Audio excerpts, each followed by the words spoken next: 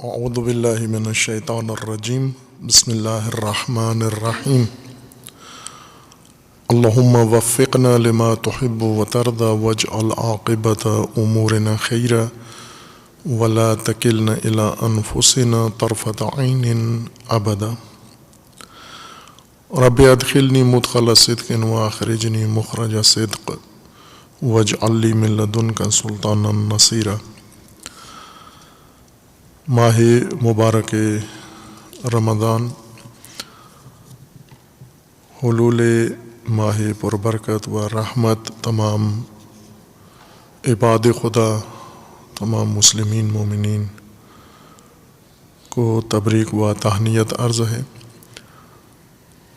ماہ مبارک قرآن کریم میں متعارف ہوا ہے اور اس کی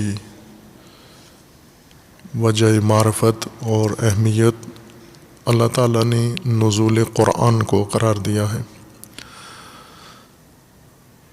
قرآن کریم کے نزول کا معنی تکراراً بیان ہوا ہے۔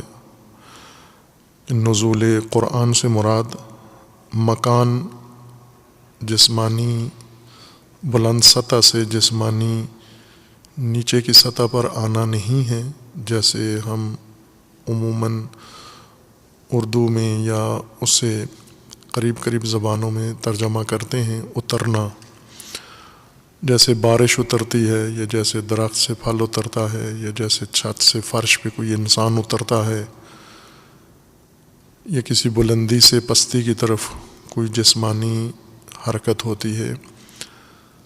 یہ نزول قرآن کا معنی نہیں ہے۔ قرآن کسی جسم سے جسم پر، کسی سطح سے سطح پر نازل نہیں ہوا، بلکہ قرآن کریم علم الہی سے، عالم ربوبی سے اور سوق ربوبی سے قلب نورانی پیغمبر اکرم صلی اللہ علیہ وآلہ وسلم پر نازل ہوا ہے۔ علم ربانی و علم ربوبی بھی جسمانیات میں سے نہیں ہیں، اور قلب نورانی نبی اکرم صلی اللہ علیہ وآلہ وسلم بھی امور جسمانی میں سے نہیں ہیں، اور حقیقت قرآن بھی امور مجسمہ میں سے نہیں ہے۔ قرآن کریم کا تعارف اللہ تعالیٰ نے اس باب سے کروایا ہے کہ یہ کتاب ہدایت ہے۔ ہر چند آج انسانوں کے ذہن میں، مومنوں کے ذہن میں، مسلمانوں کے ذہن میں قرآن کے بارے میں گوناگون تصورات موجود ہیں جو ان کے اپنے پیدا کردہ ہیں یا ان کے ذہنوں میں تبلیغ کیے گئے ہیں، ان کے ذہنوں میں القاء کیے گئے ہیں، تلقین کیے گئے ہیں، اور ان میں سے بعض ایسے عناوین ہیں و اوصاف ہیں قرآن کریم کے جو انسان کہ قرآن سے دوری کا سبب بنے ہیں، قرآن سے محرومی کا سبب بنے ہیں، اور حقیقی و صحیح قرآن کریم کا تعارف وہی ہے جو کتاب الہی میں اللہ تعالیٰ نے فرمایا ہے کہ کتاب ہدایت ہے۔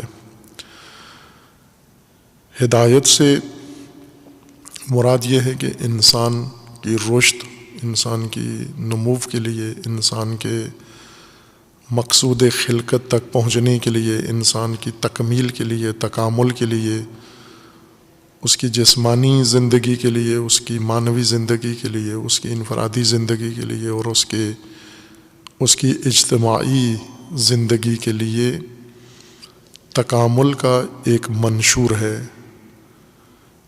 ایسا دستور ہے قرآن کہ جو انسان کی رشد و ہدایت کے لیے مقرر کیا گیا ہے، اور یہ ہدایت انسان نے دریافت کرنی ہے۔ اس ہدایت کا قرآن کریم سے انسان کے دل میں آ جانا یہ بھی ایک نزول کا درجہ ہے۔ نزول کا مطلب یہ ہے کہ قرآن انسان کے لیے ناقابل دسترس مقام سے قابل دسترس مقام میں آ گیا ہے۔ نزول کا مطلب یہ ہے کہ انسان کے لیے یہ حقیقت قرآنی ناقابل فہم تھی، اللہ تعالیٰ نے اپنے لطف و کرم سے انسان کے لیے اس کو قابل فہم بنا دیا ہے، قابل درک بنا دیا ہے۔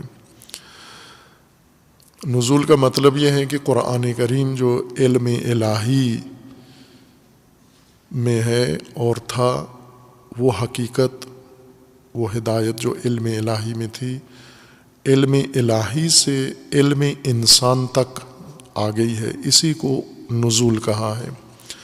چونکہ ایک اعلیٰ مقام سے ایک ادنیٰ مقام تک یہ ہدایت آئی ہے قرآن کی، اسے نزول سے تعبیر کیا گیا ہے۔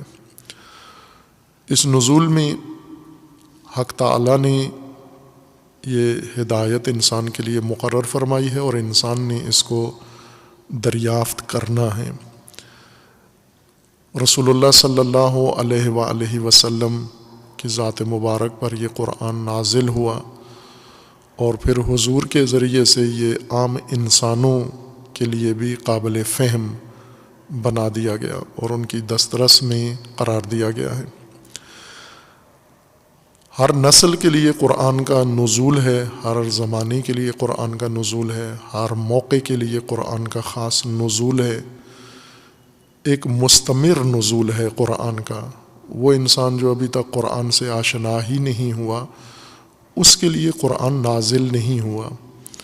اس کے لیے نزول اس وقت ہوگا جب وہ خود قرآن کی خدمت میں آئے، قرآن کے محضر میں آئے، بارگاہ قرآن میں حاضر ہو کر اور اپنے حصے کی ہدایت قرآن سے دریافت کر لے، تو اس کے حق میں قرآن کا نزول ہوگا۔ اور نزول کے لیے ماہ مبارک رمضان اور لیلہ مبارکہ قرآن نے پیش کی ہے کہ یہ وہ موقع ہوتا ہے جس میں انسان کے لیے قرآن کا نزول مہیا ہو جاتا ہے، آسان ہو جاتا ہے، سہل ہو جاتا ہے، رکاوٹیں دور ہو جاتی ہیں، موانع برطرف ہو جاتے ہیں، قلب انسانی آمادہ ہوتا ہے ہدایت قرآن کو لینے کے لیے۔ قرآن کریم نے انسان کی ہدایت کی بنیادیں ذکر کی ہیں اور ہدایت کی اصلی چابیاں انسان کو عطا کی ہیں۔ ان ہدایت کی بنیادی چابیوں کا قرآن کریم نے تعارف کروایا ہے، ان قوانین کا جنہیں سنن کے نام سے یاد کیا گیا ہے۔ سنت کی جمع ہے یا اردو تلفظ کے مطابق جمع ہے، سنت مفرد لفظ ہے اور سنن اسی کی جمع کی صورت ہے۔ اسے قرآن کریم نے انسان کی ہدایت کی بنیاد قرار دیا ہے، اور عموماً ادبیات میں اس کے لیے لفظ سنت بھی استعمال ہوتا ہے اور اس کی جمع سنن بھی استعمال ہوتا ہے، سنن اللہ یا سنن الہیہ۔ اللہ تعالیٰ کے توفیق سے، لطف سے چند سال سے ماہ مبارک رمضان کی قرآنی ابحاث میں اور مباحثات میں یہی موضوع زیر بحث ہے، سنن الہیہ،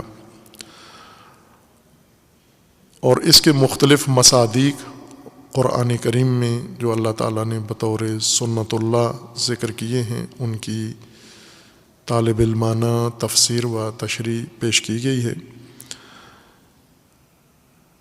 اب چونکہ جس طرح کی صورتحال انسان کو درپیش ہے اس ماہ مبارک رمضان میں اور ان حالیہ ایام میں، اور نہ جانے کب تک یہ مشکل انسان کو درپیش رہتی ہے، ایک بیماری وبا کی صورت اختیار کر گئی ہے اور اس نے انسانی زندگی کا نظام مفلوج کر دیا ہے، معطل کر دیا ہے، اور انسان کے لیے صورتحال کو ناقابل برداشت بنا دیا ہے، ناقابل تحمل بنا دیا ہے، اور مزید بھی اس میں الجھنیں آتی جائیں گی۔ ظاہر ہے یہ بیماری نے نہیں کیا، بیماری کے خوف سے انسانوں نے یہ ہرج و مرج ایجاد کیا ہے، ورنہ ایک نامرئی جرثومے نے، ایک وائرس نے صرف انسان کو جسمانی طور پر لاحق ہو کے تکلیف پہنچائی ہے اور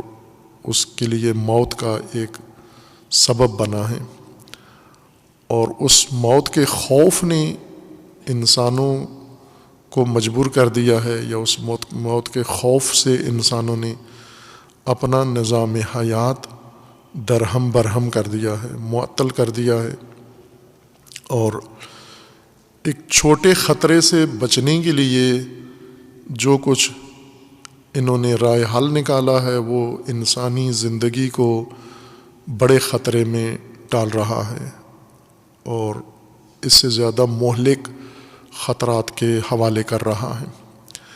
ایسے میں انسان مضطر، انسان پریشان، ہر طرف کان دھرے ہوئے ہے، ہر طرف نگاہیں لگائے ہوئے ہے، اور ان میں سے ایک جیسا قرآن کریم میں بھی ہے کہ انسان اللہ کو اس وقت یاد کرتا ہے جب تمام اسباب منقطع ہو جاتے ہیں، انسان ظاہری اسباب سے مایوس ہو جاتا ہے، نا امید ہو جاتا ہے، اس وقت پھر تنہا سہارے کے طور پر اللہ کی طرف رجوع کرتا ہے۔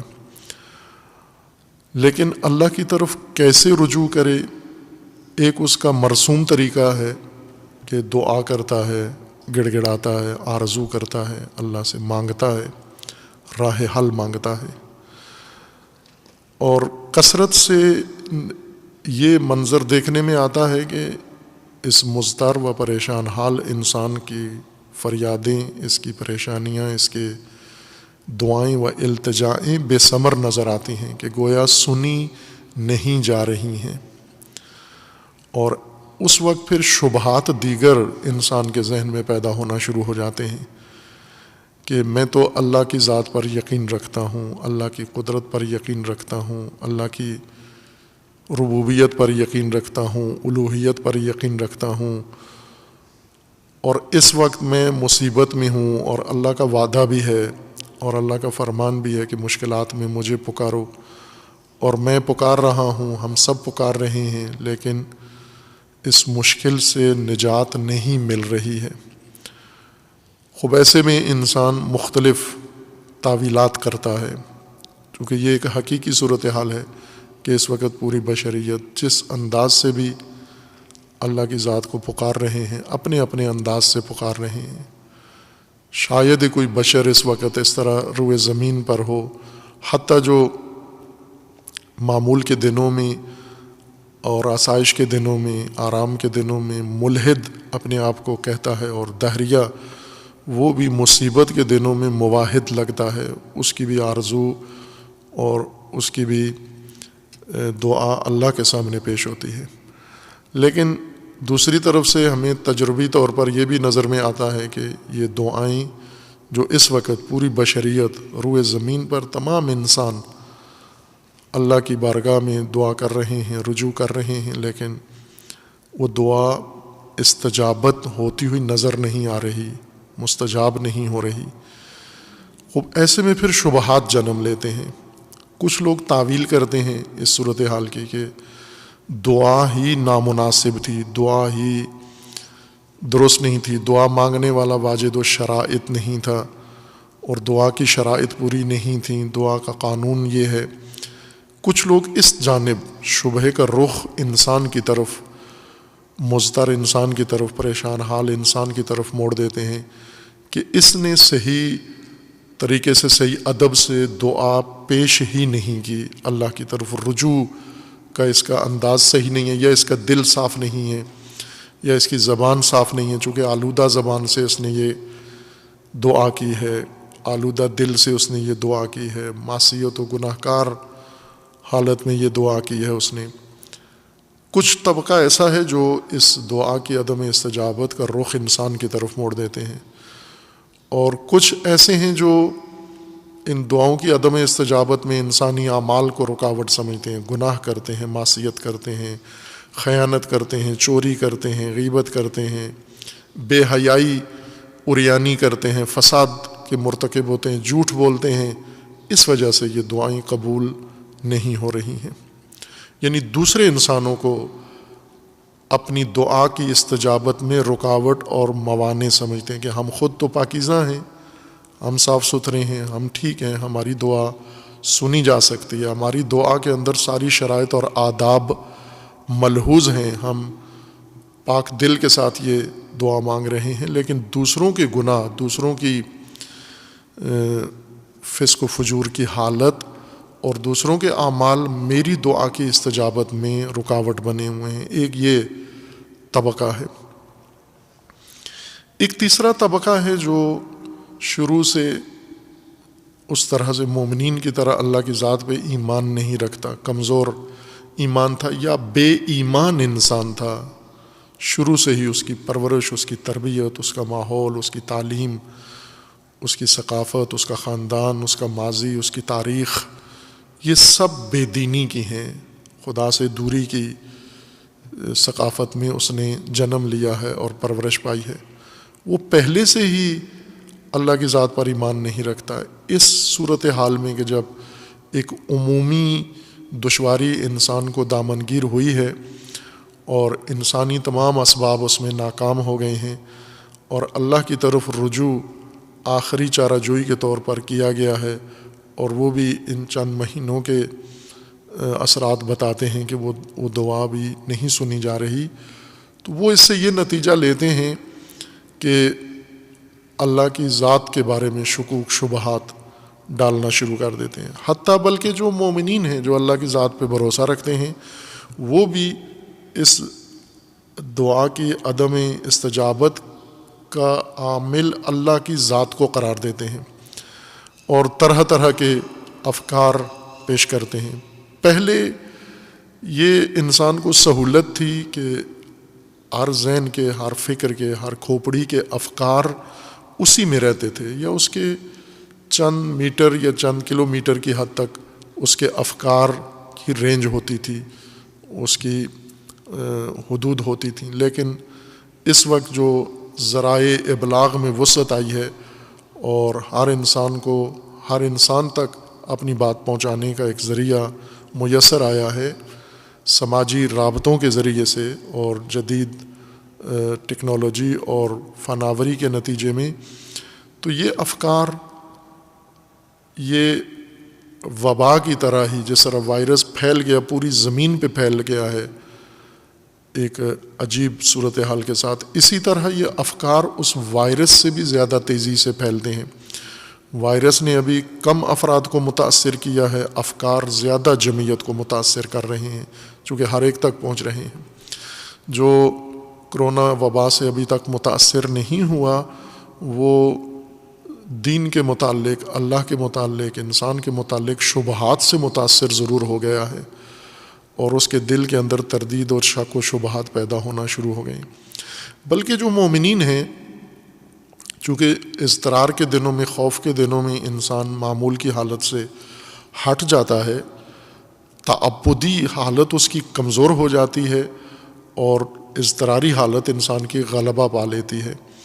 اس اضطراری کیفیت کے اندر حتیٰ مومنین بھی ایک طرح سے اگر ملائکہ کی طرح ہم مومنین کی توجیہ کریں ان کے کام کی، جس طرح اللہ تعالیٰ نے خلقت آدم کے وقت اعلان کیا، آگاہ کیا اس وقت کی مخلوق کو، اس وقت کی مخلوقات میں سے ملائکہ تھے جنہیں اللہ تعالیٰ نے خطاب کر کے آگاہ کیا آدم کی خلقت کے ماجرا سے کہ آدم پیدا ہونے والے ہیں، انسان کی نسل کا آغاز ہونے والا ہے۔ اذ قال ربک للملائکۃ انی جاعل فی الارض خلیفہ، تو ملائکہ نے سوال اٹھایا جو اعتراض کی ایک شکل رکھتا ہے اپنے اندر، یہ سوال اٹھایا کہ اس مخلوق کی خلقت کیوں ہو رہی ہے، اس کی خلقت مصلحت کے مطابق نہیں ہے، یہ زمین کے لیے پیدا ہو رہا ہے اور زمین پر ہی فساد کرے گا۔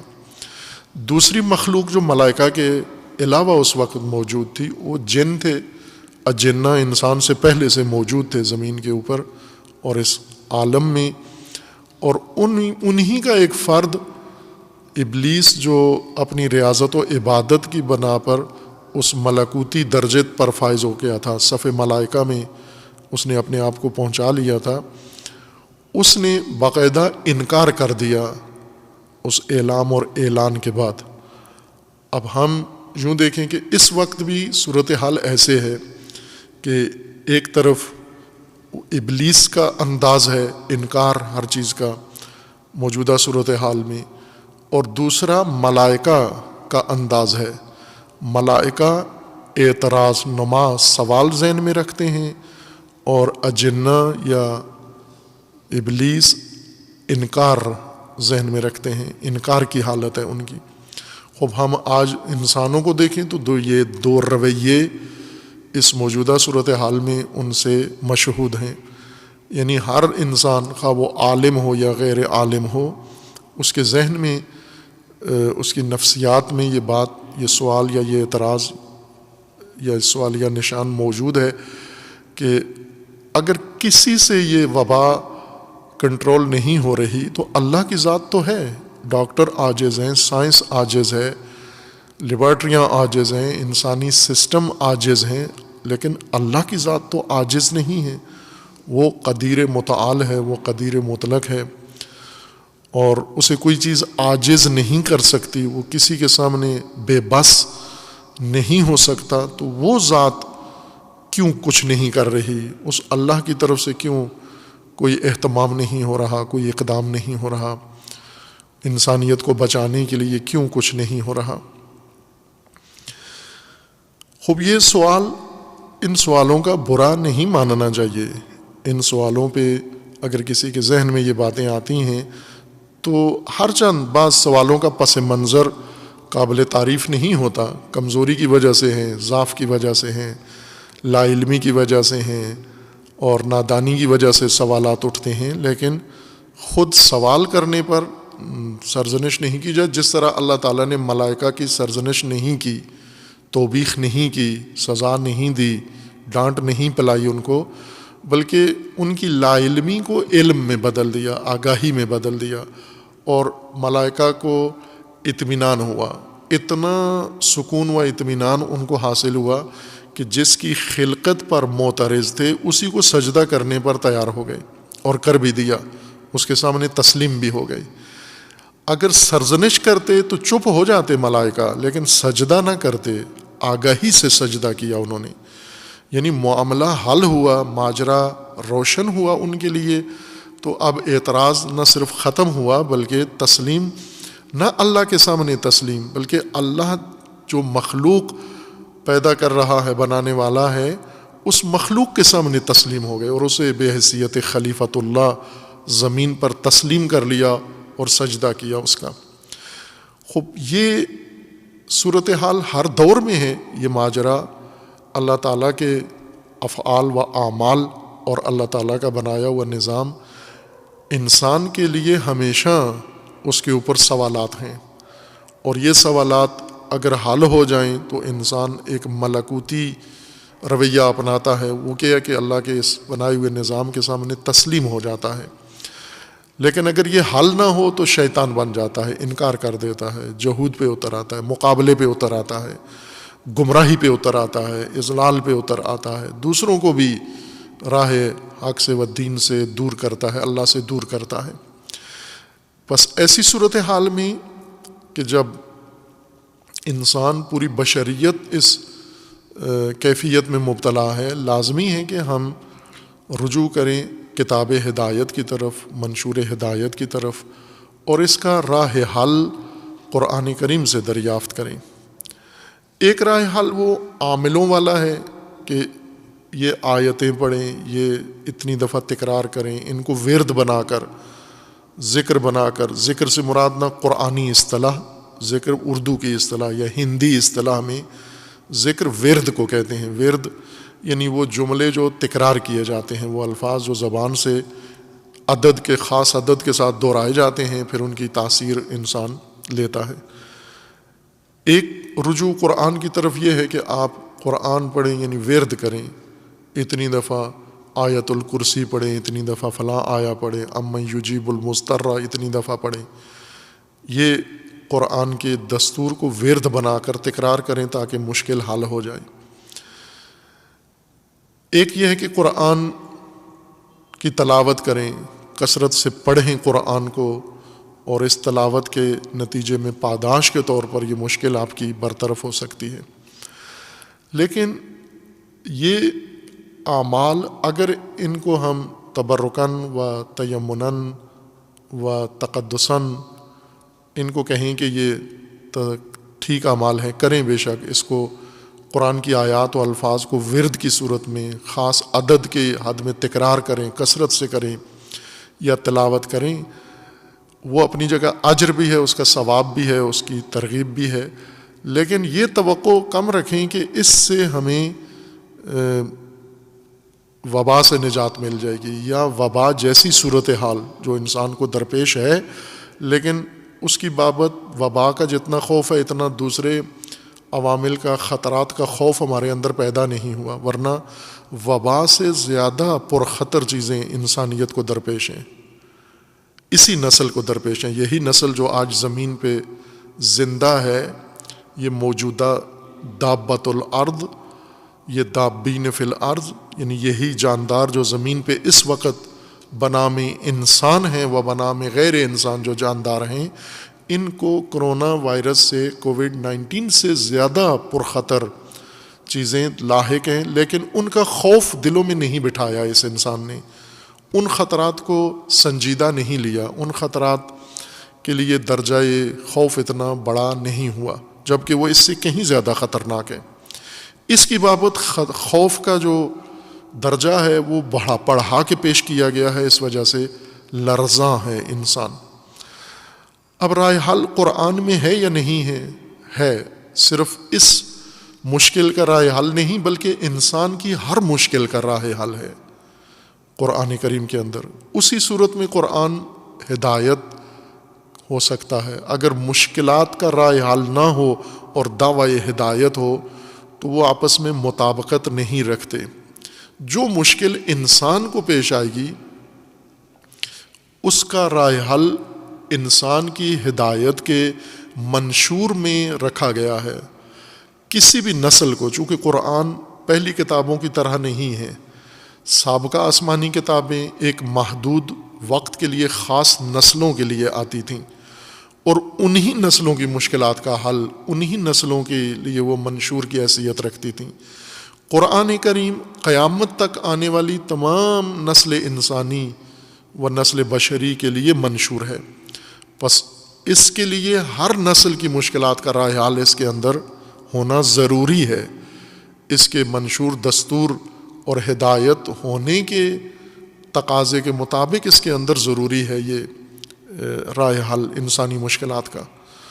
اگر نہیں ہے، ایک انسان مثلا 1400 سال پہلے ان صحرائی انسانوں کے اور بدوی انسانوں کی مشکلات کا حل تو تھا، جو اونٹ اور خچر کے زمانے میں تھے، جو تیر و تلوار کے زمانے میں تھے، جو ایک کھیتی باڑی کے زمانے میں تھے، ان کی مشکلات کا حل تو قرآن کے پاس تھا۔ لیکن سائنس، ٹیکنالوجی اور ترقی یافتہ دور کا حل اگر نہ ہو تو پھر اس کا مطلب یہ ہے کہ قرآن اس نسل کے لیے حجت نہیں ہے، قرآن اس نسل کے لیے ہدایت نہیں ہے، اور یہ بات خلاف حقیقت قرآن ہے۔ چونکہ قرآن ہمیشہ کے لیے ایک طرف سے قرآن کریم کے اندر دین کے کامل ہونے کی تصدیق کر دی گئی ہے کہ یہ دین کامل ہو گیا ہے، اور دین کامل ہونے کا اور دین کی تکمیل کا جو پروسیس تھا وہ روک دیا گیا ہے۔ وہ جو مراحل تھے تکمیل دین کے، یعنی ایک بعثت، نبی کا مبعوث ہونا ہر چند کا، وہ سلسلہ روک دیا گیا۔ کیوں روک دیا گیا؟ چونکہ اب جس مقصود کے لیے نبوت کا آغاز ہوا اور جس مقصود کے لیے سلسلہ نبوت جاری رہا، وہ مقصد پورا ہو گیا ہے، اور وہ ہے تکمیل دین۔ قرآن کی صریح حقیقت کے مطابق قرآن کریم دین مکمل ہو گیا، تکمیل ہو گیا۔ اب یہ دین کامل ہے، نیا دین نہیں آنا، نئی کتاب نہیں آنی، کوئی نیا نبی اب نہیں آنا خاتم الانبیاء صلی اللہ علیہ وآلہ وسلم کے بعد۔ تو ایسے میں انسان کے پاس تنہا جو چیز بچ جاتی ہے، رہ جاتی ہے، وہ قرآن ہی ہے اللہ کی جانب سے، کہ قرآن کے ذریعے سے انسان نے اب ساری حقیقت، اسی منشور کامل کے سے ہی ساری حقیقت دریافت کرنی ہے ہر نسل نے، خواہ وہ ابتدائی کلچر اور ثقافت کی مالک نسل ہو یا ترقی یافتہ ثقافت کی مالک ہو، ٹیکنالوجی کا زمانہ ہو یا زرعی زمانہ ہو، جو بھی ہو، اس میں حتیٰ ممکن ہے آئندہ آنے والی انسانی نسل فضائی ہو جائے، زمینی ہے ابھی، اردو کی زمین اور فارسی کی اصطلاح میں زمین، انگلش میں جس کو ہم زمین کہتے ہیں وہ یہی کرہ ہے جس پر ہم رہتے ہیں۔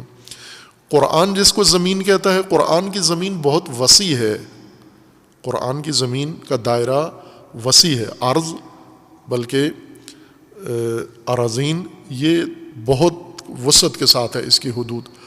ممکن ہے انسان کل کو آنے والی نسلیں فضائی ہو جائیں، فضائی یعنی زمین سے باہر فضا میں آبادی شروع ہو جائے انسان کی، جیسا انسان سوچ رہا ہے، اور ممکن ہے دیگر کرات کے اوپر جا کر کمند ڈال لے انسان، اور چاند یا مریخ جہاں پر انسانی حیات کے آثار ہوں پہلے سے، یا زمین سے انسان منتقل کر کے وہاں لے جائے۔ جیسے آج ایک بر اعظم سے تیل نکلتا ہے، دوسرے اسی زمین کے دوسرے بر اعظم میں پہنچا دیا جاتا ہے، وہ کل کو انسان کی جو بنیادی ضرورتیں ہیں، پانی ہے، آکسیجن ہے، یہ سلنڈر بھر کے، یہ ٹینکر بھر کے فضائی میزائلوں کے ذریعے سے یہ چاند پر لے جائیں اور انسانی ساری ضرورتیں وہاں مہیا کر کے زمین سے تجارت شروع ہو جائے، یعنی زمین آکسیجن چاند پہ سمگل کریں یا قانونی تجارت کھل جائے، یا زمین سے چاند کے اوپر ضروریات زندگی ساری وہاں منتقل کر دی جائیں اور انسان کی آئندہ نسل فضائی ہو جائے اور ان کرات پر آباد ہو جائے۔ اگر اتنی ترقی بھی انسان کر جائے پھر بھی ہدایت کا منشور قرآن ہی ہوگا، ان کے لیے بھی ہدایت کا منشور قرآن ہوگا۔ یہ قرآن کی جو خصوصیات ہیں ان کے مطابق قرآن کی ہدایت کا صحیح تصور بنتا ہے۔ خوب، اب اس کی کلید انسان کے پاس ہو، رمز قرآن کی انسان کے پاس ہو، جس طرح علامہ اقبال رحمۃ اللہ علیہ نے فرمایا ہے۔ ویسے ہم قاری قرآن تو ہم ہیں، حافظ قرآن ہم ہیں، مفسر قرآن ہیں، مدرس قرآن ہیں، مجتہد قرآن ہیں، ہم بہت کچھ ہیں یعنی انسان، لیکن رمز شناس قرآن قلیل ہیں، بہت کم ہیں۔ ایسے مستنطق قرآن کے جو قرآن سے گفتگو کرتے ہیں اور قرآن سے سوال کر کے جواب لیتے ہیں، یہ قلیل ہیں۔ کبھی کبھار ایسے افراد ظہور کرتے ہیں، ان میں سے ایک علامہ اقبال ہے جو قرآن کی رموز کو سمجھتے ہیں، رمز سمجھتے ہیں، راز قرآن سے واقف ہیں۔ اگر وہ راز، اگر بر صغیر میں علامہ اقبال وہ راز سمجھ سکتے ہیں انگریزوں کے پاس پڑھ کے، برطانیہ میں بار لا کر کے اور جرمنی میں پی ایچ ڈی کر کے، اور پاکستان میں یا اس وقت کے ہندوستان میں انگریزوں کے کالج میں بیٹھ کر وہ ایم اے کر کے یہ سب کچھ سمجھ سکتے ہیں، تو جو باقاعدہ طور پر قرآنی نظام سے تعلق رکھتے ہیں ان کے لیے تو زیادہ بدرجہ اتم و اولا قرآن قابل فہم ہونا چاہیے۔ جو دینی مدرسوں میں پڑھتے ہیں، جو قرآنی اکیڈمیوں میں پڑھتے ہیں، جو حوزات علمیہ میں قرآن کے شاگردان میں شمار ہوتے ہیں، تلامیذ قرآن ہیں، ان کے لیے زیادہ یہ رموز قابل فہم ہونی چاہیے۔ یہ نزول قرآن جس طرح علامہ اقبال پر ہوا، یہ ان پر زیادہ ہونا چاہیے، طلاب و علماء پر زیادہ بہتر طریقے سے ہونا چاہیے، چونکہ علامہ اقبال اس قرآن شناسی کے تعلیمی نظام میں نہیں آئے، وہ دیگر دنیاوی نظام تعلیم میں رہ کر وہاں سے بیزار ہو کے، مایوس ہو کے، نا امید ہو کے قرآن کی طرف رجوع کیا اور آخری عمر ساری قرآن کی بارگاہ میں صرف کی، اور پھر قرآن سے جو حاصل کیا وہ سارا منتقل کیا جتنا ہو سکتا تھا، جس زبان میں وہ رموز پیش کی ہیں۔ تو اس کا مطلب یہ ہے کہ دوسروں کے لیے یا بر صغیر میں قرآن کے نزول کے در بند نہیں ہیں، قرآن فہمی و قرآن شناسی کے دروازے بند نہیں ہیں، ہو سکتا ہے۔ دوسری دنیا پہلے سے علوم میں، دینی علوم میں اور غیر دینی علوم میں پہلے سے زیادہ پیش رفتہ ہے، تو ان کے لیے شاید بر صغیر سے بھی زیادہ ممکن ہے. جس طرح ایرانی ہر دور میں علم پرور قوم رہی ہے، ہر مسلک کے بڑے اکابرین اہل سنت کے جتنے مذاہب ہیں ان سب کے بڑے اکابرین ایرانی ہیں، محدثین بڑے بڑے ایرانی ہیں، مفسرین بڑے بڑے ایرانی ہیں، ادیب بڑے بڑے ایرانی ہیں. یعنی جتنا سرمایہ مذاہب اسلامی کے پاس ہے وہ سارا اس کے اندر پوری تاریخ میں ایرانی نظر آتے ہیں. اکا دکا عرب بھی ہیں لیکن کثرت سے، یا حتیٰ وہ سرزمین اندلس یا ہسپانیہ، اسپین موجودہ، جو مختصر وقت کے لیے، یہ چند دہائیوں کے لیے ملحق ہوا دائرہ اسلام کے ساتھ اور سلسلہ مسلمین کے ساتھ، اور وہاں سے ایسے علمی ستارے طلوع ہوئے جو عربوں سے کہیں زیادہ آگے بڑھ گئے. وہاں ان سرزمینوں سے جو افراد نکلے اور آج تک ہیں اسی سرزمین سے تعلق رکھنے والے، اور ان کی نسلوں میں سے وہ بہت زیادہ آگے نکل گئے عربوں سے بھی اور دیگر سرزمین سے. بر صغیر سے بھی اس طرح کی شخصیات نے ظہور کیا ہے، موجودہ زمانے میں بھی اور گزشتہ زمانے میں بھی. موجودہ زمانے میں اپنی بساط کی حد تک جیسے اشارہ کیا کہ علامہ اقبال ہیں یا علامہ مودودی ہیں یا اس طرح کی ہستیاں ہیں، شخصیات ہیں جنہوں نے قرآن کی بارگاہ میں حاضر ہو کر اپنی حد تک فیض حاصل کیا ہے جو اللہ تعالیٰ نے انہیں توفیق دی تھی. یہ بات اس لیے کی ہے کہ ہم مایوسی اور نا امیدی کے ساتھ قرآن کی طرف نہ جائیں، اس امید کے ساتھ جائیں کہ قرآن اللہ نے ہماری ہدایت کے لیے مقرر کیا ہے اور ہمیں قرآن کی ہدایت، قرآن سے ہدایت لینے کے لیے پیدا کیا ہے. جب دونوں ایک دوسرے کے لیے ہیں، قرآن ہمارے لیے ہے اور ہم قرآن سمجھنے کے لیے ہیں، اور رمضان قرآن سمجھنے کا مہینہ ہے، نزول کا مہینہ ہے، تو پھر امیدوار ہو کر اور نیت کے ساتھ، ارادے کے ساتھ انسان قرآن کی بارگاہ میں حاضر ہو تاکہ اللہ تعالیٰ کی طرف سے وہ عنایت شامل حال ہو. اور سر دست وہ چیز جو ہمارے نفسیات پہ چھا چکی ہے، یعنی وبا کا خوف، اسی کو اگر مد نظر رکھ لیں، اس کا رائے حل اگر قرآن کریم سے ہم تلاش کرنا شروع کریں تو اس نیت سے بھی ہمیں قرآن کی طرف رجوع کرنا چاہیے. ہر چند یہ رجوع اتنا جامع نہیں ہوگا کہ ایک مشکل کے لیے، وبا سے نجات کے لیے، نہ، ہم تمام ضابطۂ حیات کے لیے قرآن کی طرف رجوع کریں، جس میں یہ ایک ضمنی مسئلہ، ایک چھوٹے مسئلے کے طور پر ہوگا. کہاں اور کون سی آیت ہے جس میں قرآن کریم میں یہ لکھا، چونکہ آج کل کلپس کا دور ہے اور کلپس بھی بہت شارٹ کلپس ہونے چاہیے، لمبے نہ ہوں، سیکنڈز کے والے کلپ زیادہ پسند کیے جاتے ہیں. جو منٹس ہیں ان کو بھی زیادہ پسند نہیں کیا جاتا، اور جو گھنٹوں میں چلے جائیں وہ تو اور ہی زیادہ بیزاری کا سبب بنتے ہیں.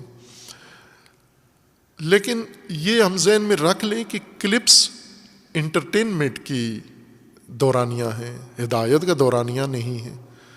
آپ بچوں کو جب تعلیم دیتے ہیں تو کلپس نہیں سناتے. بچے کو پہلے تو 5 سال کی عمر میں بچے اسکول میں بھیجتے تھے. ہر چند ماہرین تعلیم کے مطابق 6 سال سے بچہ تعلیم کے قابل ہوتا ہے، لیکن ہمیں جلدی تھی اولاد کو پڑھانے کی تو ہم نے 5 سال سے بھیجنا شروع کر دیے. اب یہ عمر اور نیچے آ گئی ہے، 4 سال سے بھیج رہے ہیں، بلکہ 3 سال سے بھیج رہے ہیں، بلکہ 2.5 سال سے بھی بھیج رہے ہیں ہم ان اکیڈمیوں کے اندر، تجارتی اکیڈمیوں کے اندر. خوب یہ 2.5 سال سے یا 3 سال سے آپ کا بچہ اسکول شروع کرتا ہے اور تعلیم مکمل کرنے تک کتنے مضامین پڑھتا ہے، کتنی کلاسیں پڑھتا ہے، کتنے سال پڑھتا ہے، اور جوان ہو جاتا ہے، اس کی داڑھی مونچھ آ جاتی ہے، بالغ ہو جاتا ہے اور پھر بھی پڑھ ہی رہا ہے. تو کلپس کیوں نہیں اس کو سنا دیتے بچے کو؟ تعلیم کے کلپس، کیمسٹری کے کلپس، ریاضی کے کلپس. تو معلوم ہو کہ تعلیم نہیں ہوتی. کلپس تعلیم کا میتھڈ نہیں ہے. کس کا ہے؟ تفریح کا. تفریح ہو سکتی ہے کلپس کے ذریعے سے. لہٰذا تعلیم، تربیت اور ہدایت میں کلپس والی صورتحال کو بالکل نظر انداز کر دو. اگر کوئی کلپس میں ہدایت پیش بھی کرتا ہے تو لو ہی نہیں، دریافت ہی نہ کرو. کیوں کہ کلپس کے اندر وہ گنجائش، کلپس یعنی وہ مختصر ترین وقت کے اندر جو بات کی جائے وہ اصطلاح میں کلپ کہلاتا ہے. تو وہ ظاہر تعلیم اور ہدایت کے لیے کارآمد ذریعہ نہیں ہے. تفریح کے لیے ٹھیک ہے، اس کو رکھیں آپ، اور ٹائم پاس کرنے کے لیے، وقت گزرانے کے لیے ٹھیک ہے. ہدایت کے لیے ہمیں قرآن سے کلپس نہیں نکالنے جن کی توقع کی جاتی ہے کہ جی آج وہ آیت بتا دیں جو اس وبا کا راہ حل ہے. نا، اس کے لیے پورا قرآن راہ حل ہے، مکمل قرآن اسی تفصیل کے ساتھ اور اپنی پوری گہرائی کے ساتھ راہ حل ہے. لیکن قرآن کریم کے لیے اللہ تعالیٰ نے قرآن کو سمجھنے کے لیے، قرآن کے نزول کو ممکن بنانے کے لیے، نزول یعنی فہم، ہر بشر کے لیے، ہر فرد کے لیے، ہر عورت کے لیے اور ہر مرد کے لیے قرآن کریم کو قابل فہم بنانے کے لیے اللہ تعالیٰ نے کچھ بنیادی اصول مقرر فرمائے ہیں کہ ان سے شروع کرو قرآن کو سمجھنا. اگر یہ تمہارے ہاتھ آ جائیں، یہ ڈور کا سرا تمہارے ہاتھ میں آ جائے، پھر اس کے بعد باقی جو قرآن کریم کی تفصیلات ہیں وہ ان کے ساتھ جڑتی جائیں گی، اور آپ کے لیے قرآن بہت آسان ترین چیز کے طور پر سامنے آ جائے گا. سب سے آسان، جس طرح قرآن کریم کا اپنا دعویٰ ہے، اللہ تعالیٰ کا فرمانا ہے کہ لقد یسرنا القرآن، ہم نے قرآن کو آسان کر دیا ہے. یسرنا، یسر آسانی کو کہتے ہیں، عسر کے مقابلے میں، دشواری کے مقابلے میں، مشکل کے مقابلے میں جو لفظ عربی میں استعمال ہوتا ہے وہ یسر ہے. آسان کر دیا ہم نے آپ کے لیے قرآن، بہت آسان کر دیا. ایک تو نازل کیا، یہ نازل کرنا ہی یسر ہے، آسانی ہے، اور پھر اس کے ساتھ اور مزید ترتیب قرآن، تنزیل قرآن میں جو کچھ اللہ تعالیٰ نے حکمت انجام دی ہے اور ملحوظ رکھی ہے، وہ اس نے قرآن کو مزید آسان کر دیا ہے. مشکل دشواری ہماری کھوپڑیوں میں ہے، ذہنوں میں ہے، ہماری نفسیات میں ہے. چونکہ ہم جس ماحول میں پلے بڑے ہیں، ان کی تلقینات، اس کے مفروضوں کے ساتھ ہم پلے بڑے ہوئے ہیں. وہ مفروضے رکاوٹ ہیں ہماری زندگی میں. سب سے بڑی رکاوٹ یہ مفروضے ہیں، آبائی مفروضے، ماحول کے بنائے ہوئے مفروضے، تعلیمی ماحول کے مفروضے، اور مذہب کے نام پر مفروضے. ان مفروضوں سے، مفروضے یعنی وہ باتیں جن کی کوئی حقیقت نہیں ہوتی لیکن انسان ان پر ایمان لے آتا ہے، انہیں مان لیتا ہے. جیسے یہ مفروضہ تھا کہ زمین گائے کے سینگ پر ہے، اور گائے تھکتی ہے یا بیل تھکتا ہے تو سینگ بدلتا ہے تو زلزلہ آتا ہے. یہ ایک فرضی بات ہے، ایک تخیلی بات ہے، اور اس کو اگر انسان مان لے تو اس کو مفروضہ کہتے ہیں. ہم یقین جان لیں کہ ہمارے جو خیالات ہیں، ہمارے اکثر جو نظریات ہیں، وہ اسی گائے کے سینگ کی طرح کے مفروضے ہیں. اگر غور کریں، تدبر کریں، قرآن کریم میں خصوصاً آ کے اپنے مفروضوں کو اور اپنے علمی ذخیرے کو آ کر قرآن پہ پیش کریں تو سب اسی طرح نکلیں گے. یہ جیسے گائے کے سینگ والی کہانی تھی، اور کئی نسلیں، صدیوں تک یہ سائنس کا مبنی رہا اور انسان کے عقیدے کی بنیاد رہی، اور بعد میں علم نے آ کر ثابت کیا کہ غلط ہے یہ نظریہ، نہ زلزلے کی یہ بنیاد ہے، نہ زمین کی یہ بنیاد ہے.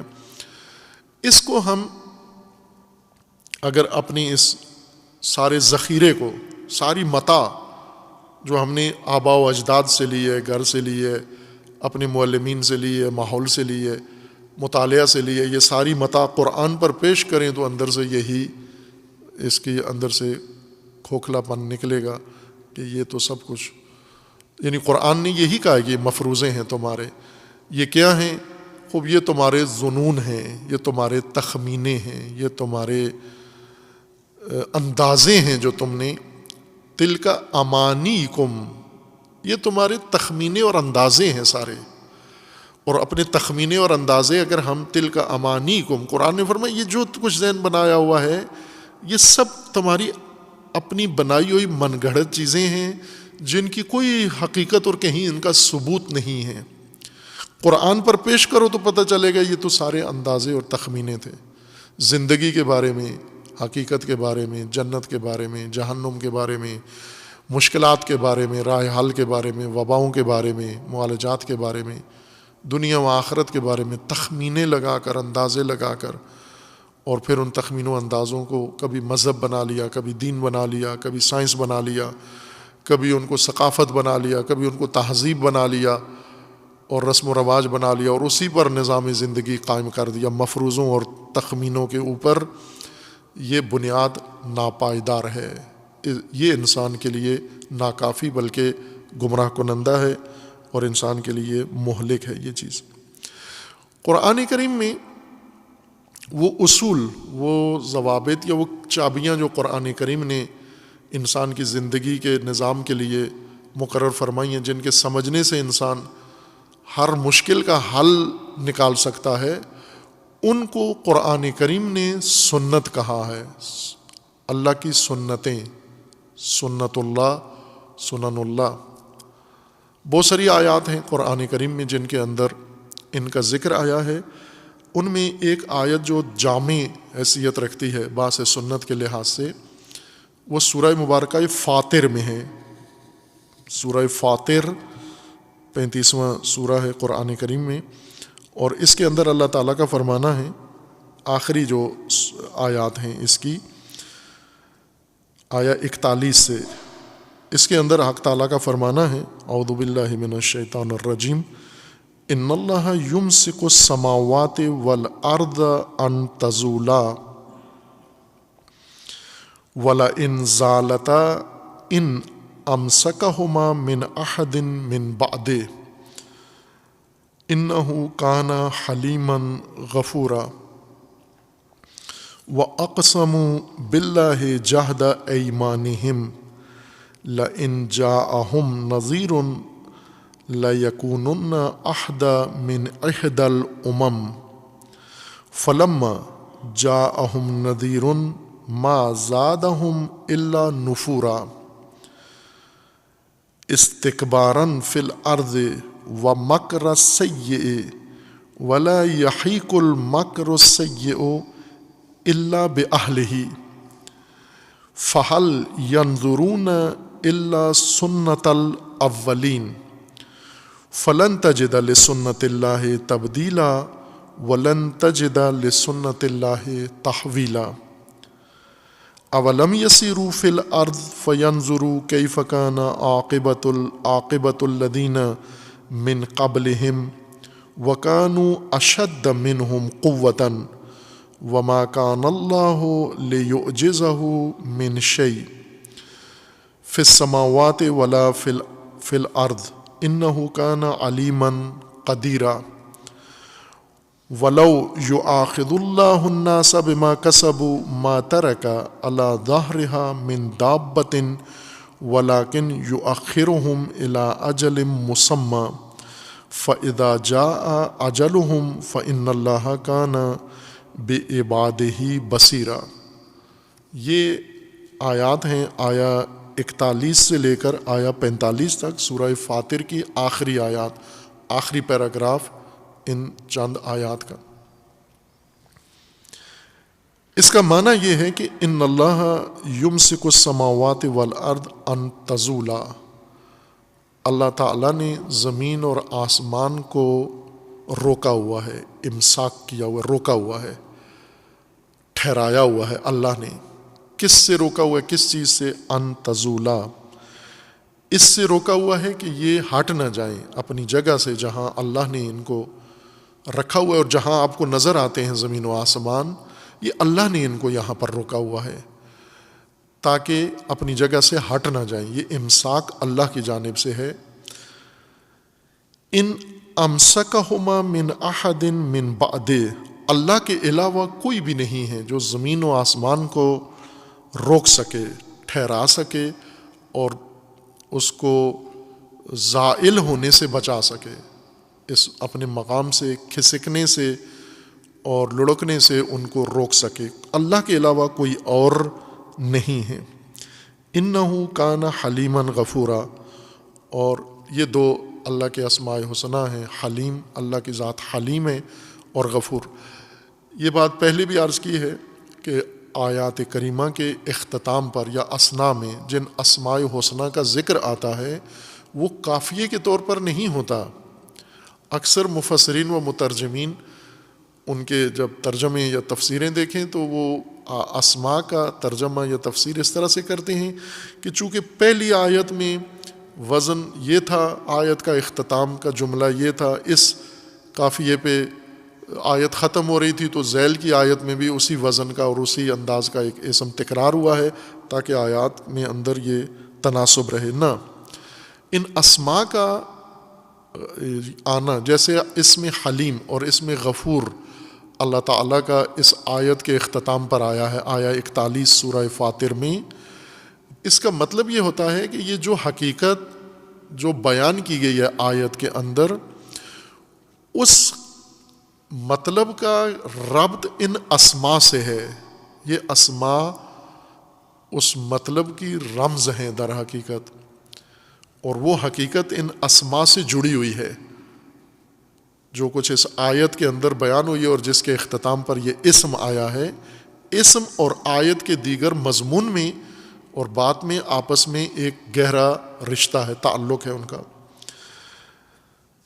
وَأَقْسَمُوا بِاللَّهِ جَهْدَ أَيْمَانِهِمْ، یہ لوگ قسمیں کھاتے ہیں، شدید سخت قسمیں کھاتے ہیں، بھاری قسمیں کھاتے ہیں. کس بات پر؟ اس بات کی قسمیں کھائی ہیں لَإِن جَاءَهُمْ نَذِيرٌ لَيَكُونَنَّ أَحْدَى مِنْ إِحْدَى الْأُمَمِ.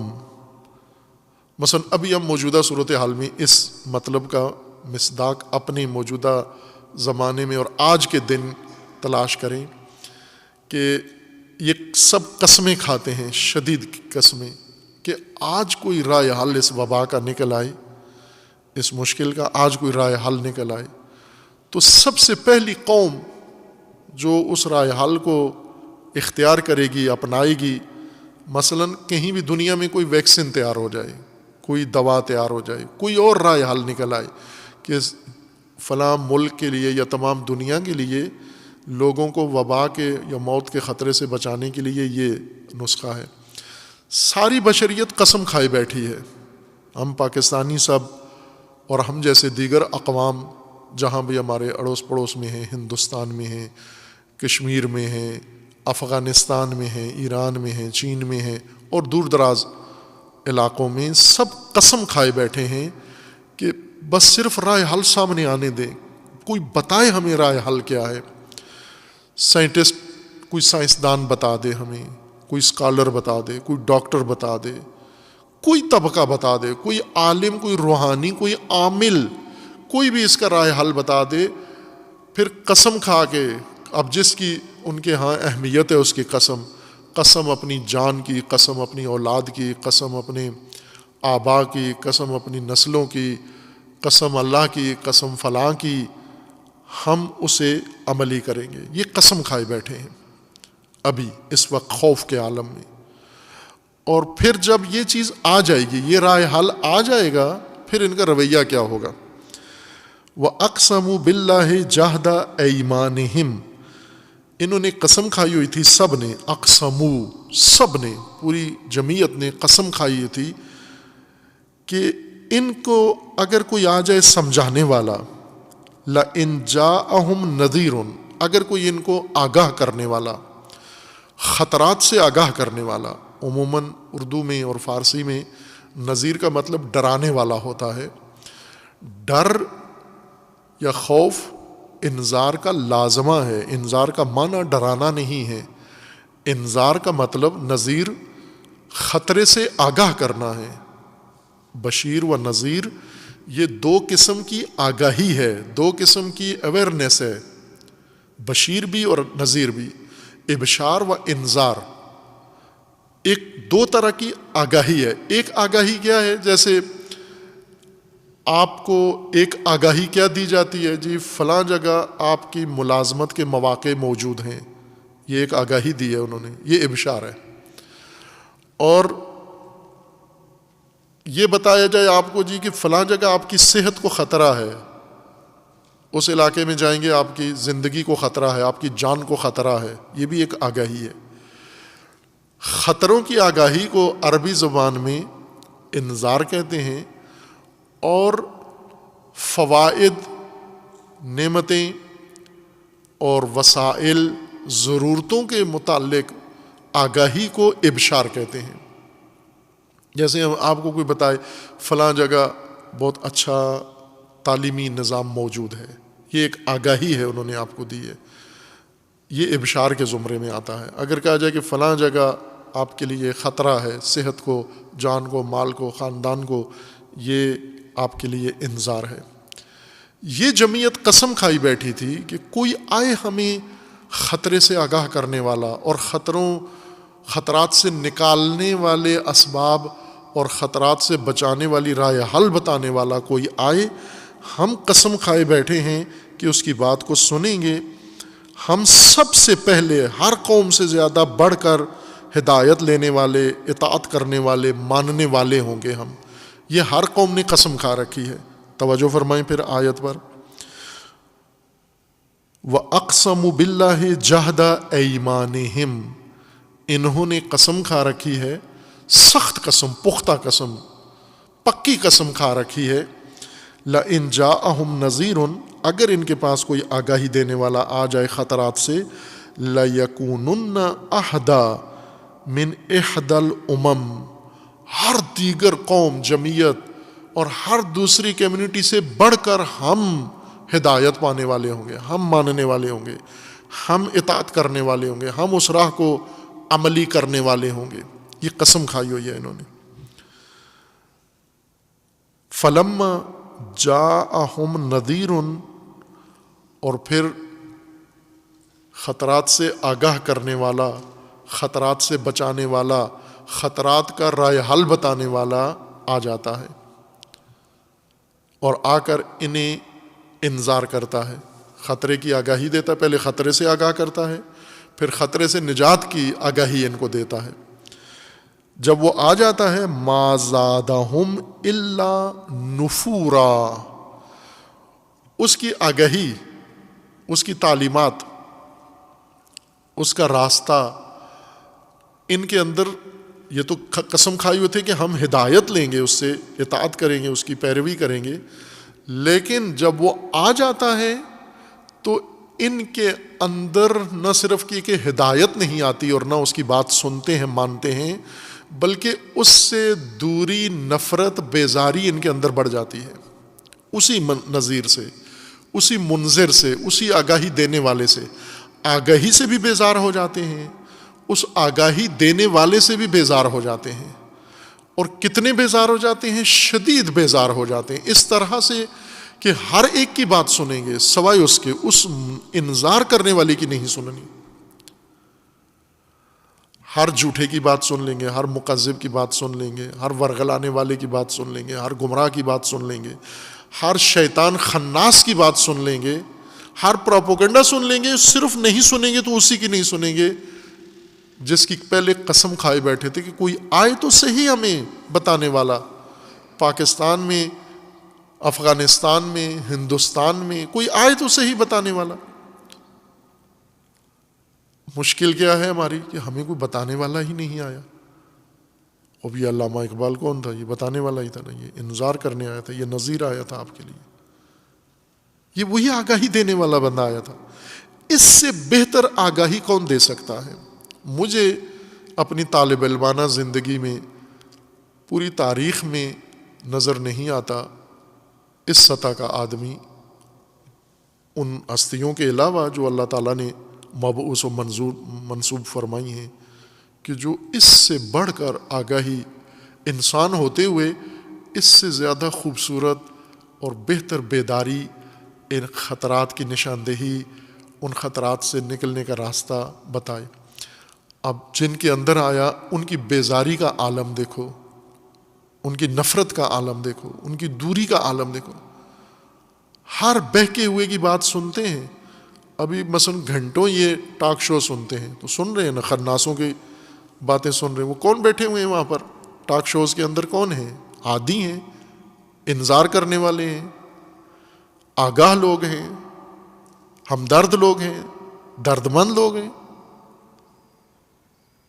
لیکن کتنی توجہ سے سنتے ہیں، کتنے غور سے ان کی باتیں سنتے ہیں، اور علامہ اقبال سے بیزار۔ میں تطبیقی بات کر رہا ہوں کہ جس قوم، جس جمعیت کے پاس انذار کرنے والا آیا، جو پہلے قسم کھا کے بیٹھی ہوئی تھی کہ کوئی آئے تو صحیح ہمیں بتانے والا، کوئی آئے تو صحیح ہمیں جگانے والا، کوئی آئے تو صحیح ہمیں اٹھانے والا، ہم دوسروں سے بڑھ کر اس کی بات مانیں گے، جب وہ آ جاتا ہے تو قرآن فرماتا ہے سوائے نفرت کے، اسی کے ساتھ، اسی انذار کرنے والے کے ساتھ نفرت کے اور بیزاری کی کوئی چیز ان کے اندر پیدا نہیں ہوتی، پہلے سے زیادہ گمراہ ہو جاتے ہیں۔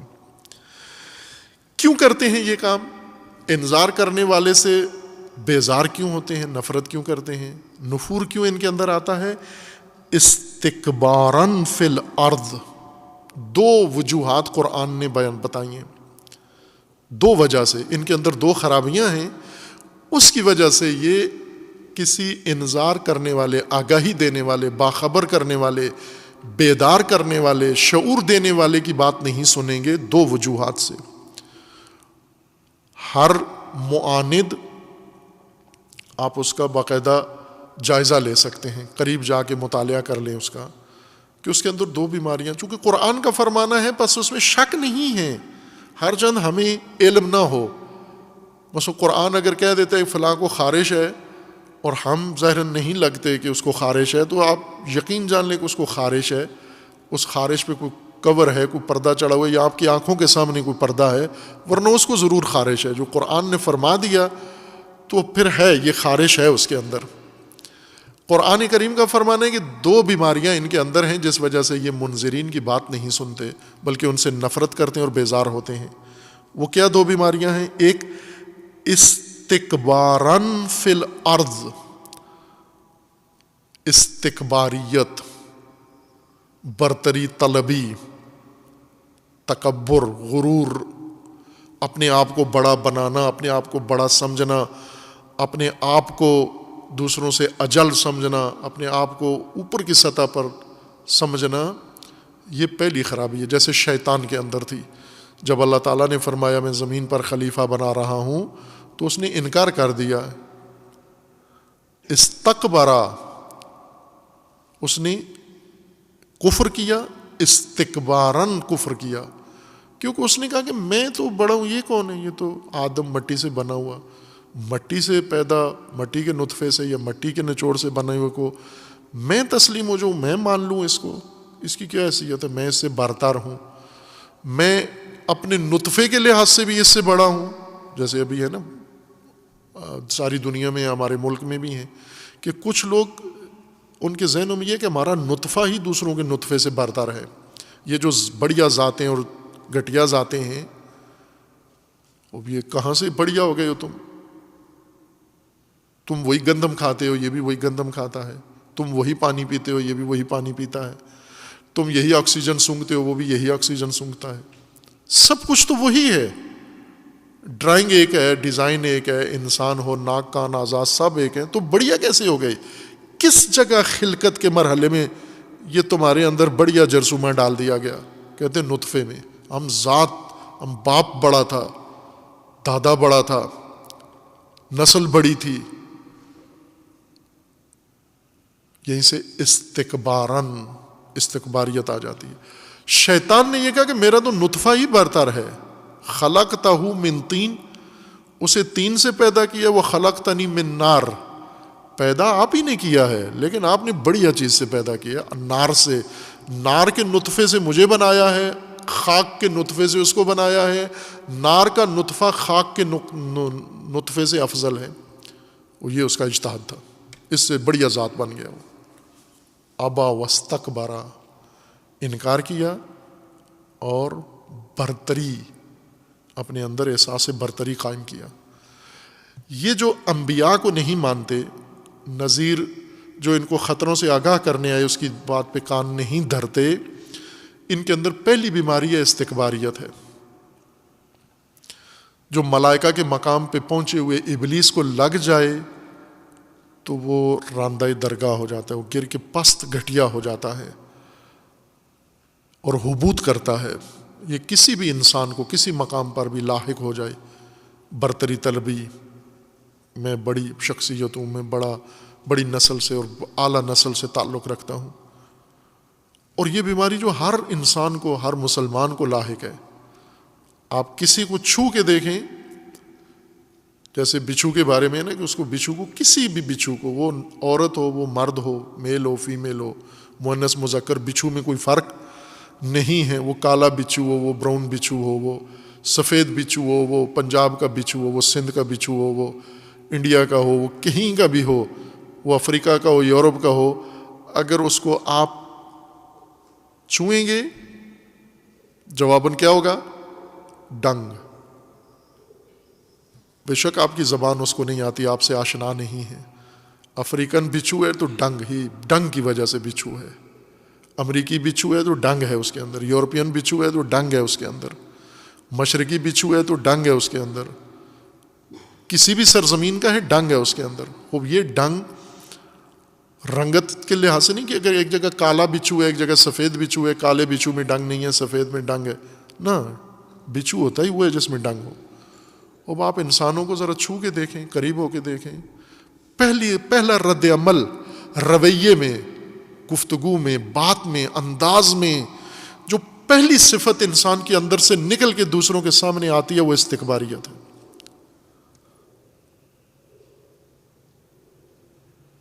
کسی بھی انسان کو چیک کریں، کسی بھی انسان کو ٹیسٹ کریں، اگر استکباریت آ گئی در ہدایت کے بند ہو گئے، آگہی کا در بند ہو گیا، نجات کا راستہ یہیں پہ اس نے بند کر دیا. چونکہ استکباراً جو کام کرے گا وہ استکباراً فی الارض، یہ زمین پر برتری طلب ہیں، یہ زمین پر اپنی بڑھائی چاہتے ہیں، یہ زمین پہ بڑا بن کے رہنا چاہتے ہیں. عبد نہیں بنتے. نجات اللہ نے جو انسان کے لیے رکھا ہے رویہ وہ ہے عبد. انسان عبد خدا بن کے رہے. عبد خدا میں ڈھونڈنے سے بھی استکباریت نہیں ملتی، چونکہ استکباریت اور عبدیت ضد ہیں ایک دوسرے کی. انسان عبد ہوتا ہی اس وقت ہے جب اپنے اندر کبر اور استکباریت کو ختم کرتا ہے. اسی سے عبدیت شروع ہوتی ہے. یہ سنگ بنیاد ہے عبدیت کا کہ آپ استکباریت کو ختم کریں. اور جو پہلا صفت ہی انسان کے رویے سے منعکس یہ ہوتی ہے، آپ کسی سے بات سلام کہیں جواب دے گا مستکبرانہ. آپ کسی سے بات کریں آگے سے رویہ مستکبرانہ، عاجزانہ، فروتنی کا نظریہ رد عمل اس کے اندر مشاہدہ نہیں کریں گے. استکباراً فی الارض، یہ ایک بیماری ہے ان کے اندر، اس وجہ سے نظیر کی بات نہیں سنتے. وَمَكْرَ السَّيِّئِ وَمَكْرَ السَّيِّئِ، اور بری تدبیر، بری نیتیں، برے مقاصد. مکر غیر محسوس سوچ، غیر محسوس تدبیر، غیر محسوس منصوبہ، غیر محسوس نیت، انسان ارادہ، عزم.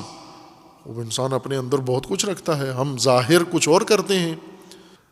غیر محسوس مکر اردو میں برے معنوں میں، غلط معنوں میں، منفی معنوں میں استعمال ہوتا ہے. اردو میں چونکہ اصل عربی لفظ ہے تو ہمیں عربی بنیاد اس کی ملحوظ رکھنی چاہیے. بے شک اس کو فارسی میں استعمال کریں یا اردو میں لے آئیں، لفظ جہاں بھی جاتا ہے اپنی اصالت، اپنی بنیاد، اپنا معنی ساتھ لے کے جائے.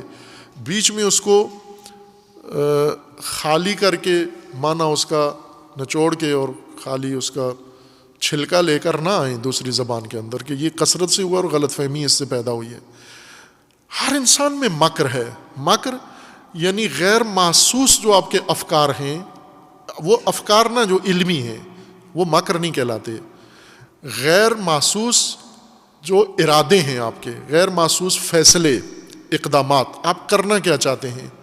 وہ انسان بہت ساری چیزیں نہیں بتاتا اور بہت ساری اچھی نیتیں ہیں، اچھے کام، اچھی نیتیں جو آپ ظاہر نہیں کرتے، عربی میں اسی کو مکر کہتے ہیں. مکرو و مکر اللہ، انہوں نے بھی غیر محسوس تدبیر کی، اللہ نے بھی کی. واللہ خیر الماکرین، اللہ نے زیادہ بہتر تدبیر کی.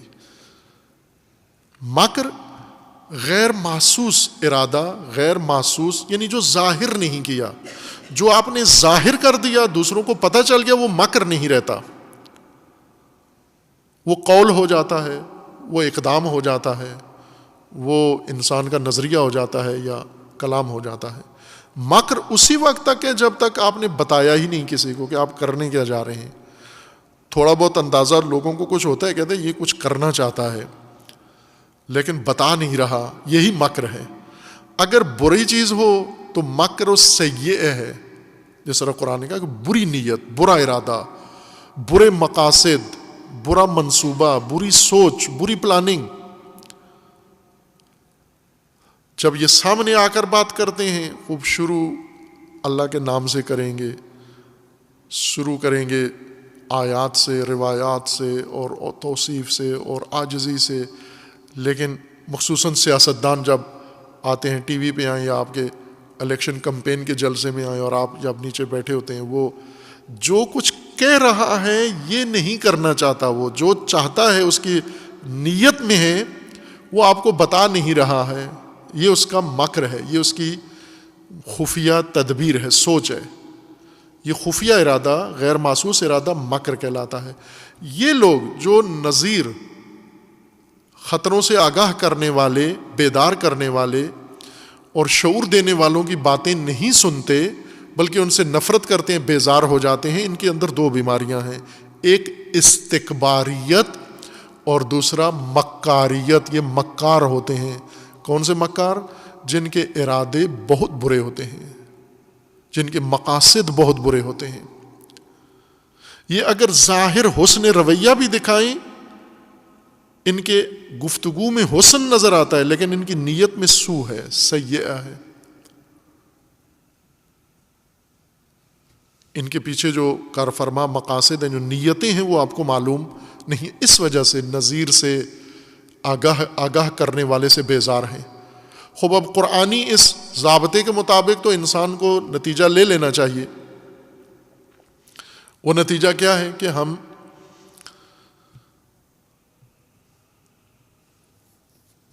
ایک طریقہ یہ ہوتا ہے نا کہ انسان اسباب سے نتائج تک پہنچتا ہے۔ اگر ہمیں پتہ چل جائے یہ سبب ہے تو ہمیں یقین ہو جائے گا کہ یہ نتیجہ بھی ہے اس کا۔ مثلا اگر کسی کو یہ وائرس لگ گیا کرونا تو سمجھو مبتلا ہو گیا، وہ اب اس کے لیے خطرے کی گھنٹی بج گئی ہے، نتیجے کا ہم نے اندازہ لگا لیا ہے۔ اور اگر کوئی چھینک رہا ہے، بیمار ہو گیا ہے، علائم ظاہر ہو گئی ہیں اور سانس کی تکلیف شروع ہو گئی ہے، تو ہم فوراً نتیجے سے سبب کی طرف جاتے ہیں، اس کو یقیناً کرونا ہو گیا ہے۔ ان علامتوں سے پتہ چلتا ہے، یعنی نتیجے سے پتہ چلتا ہے کہ سبب یہ ہے۔ یہ دو طریقے ہیں انسان کے پاس۔ ایک طریقہ یہ ہے کہ جو بھی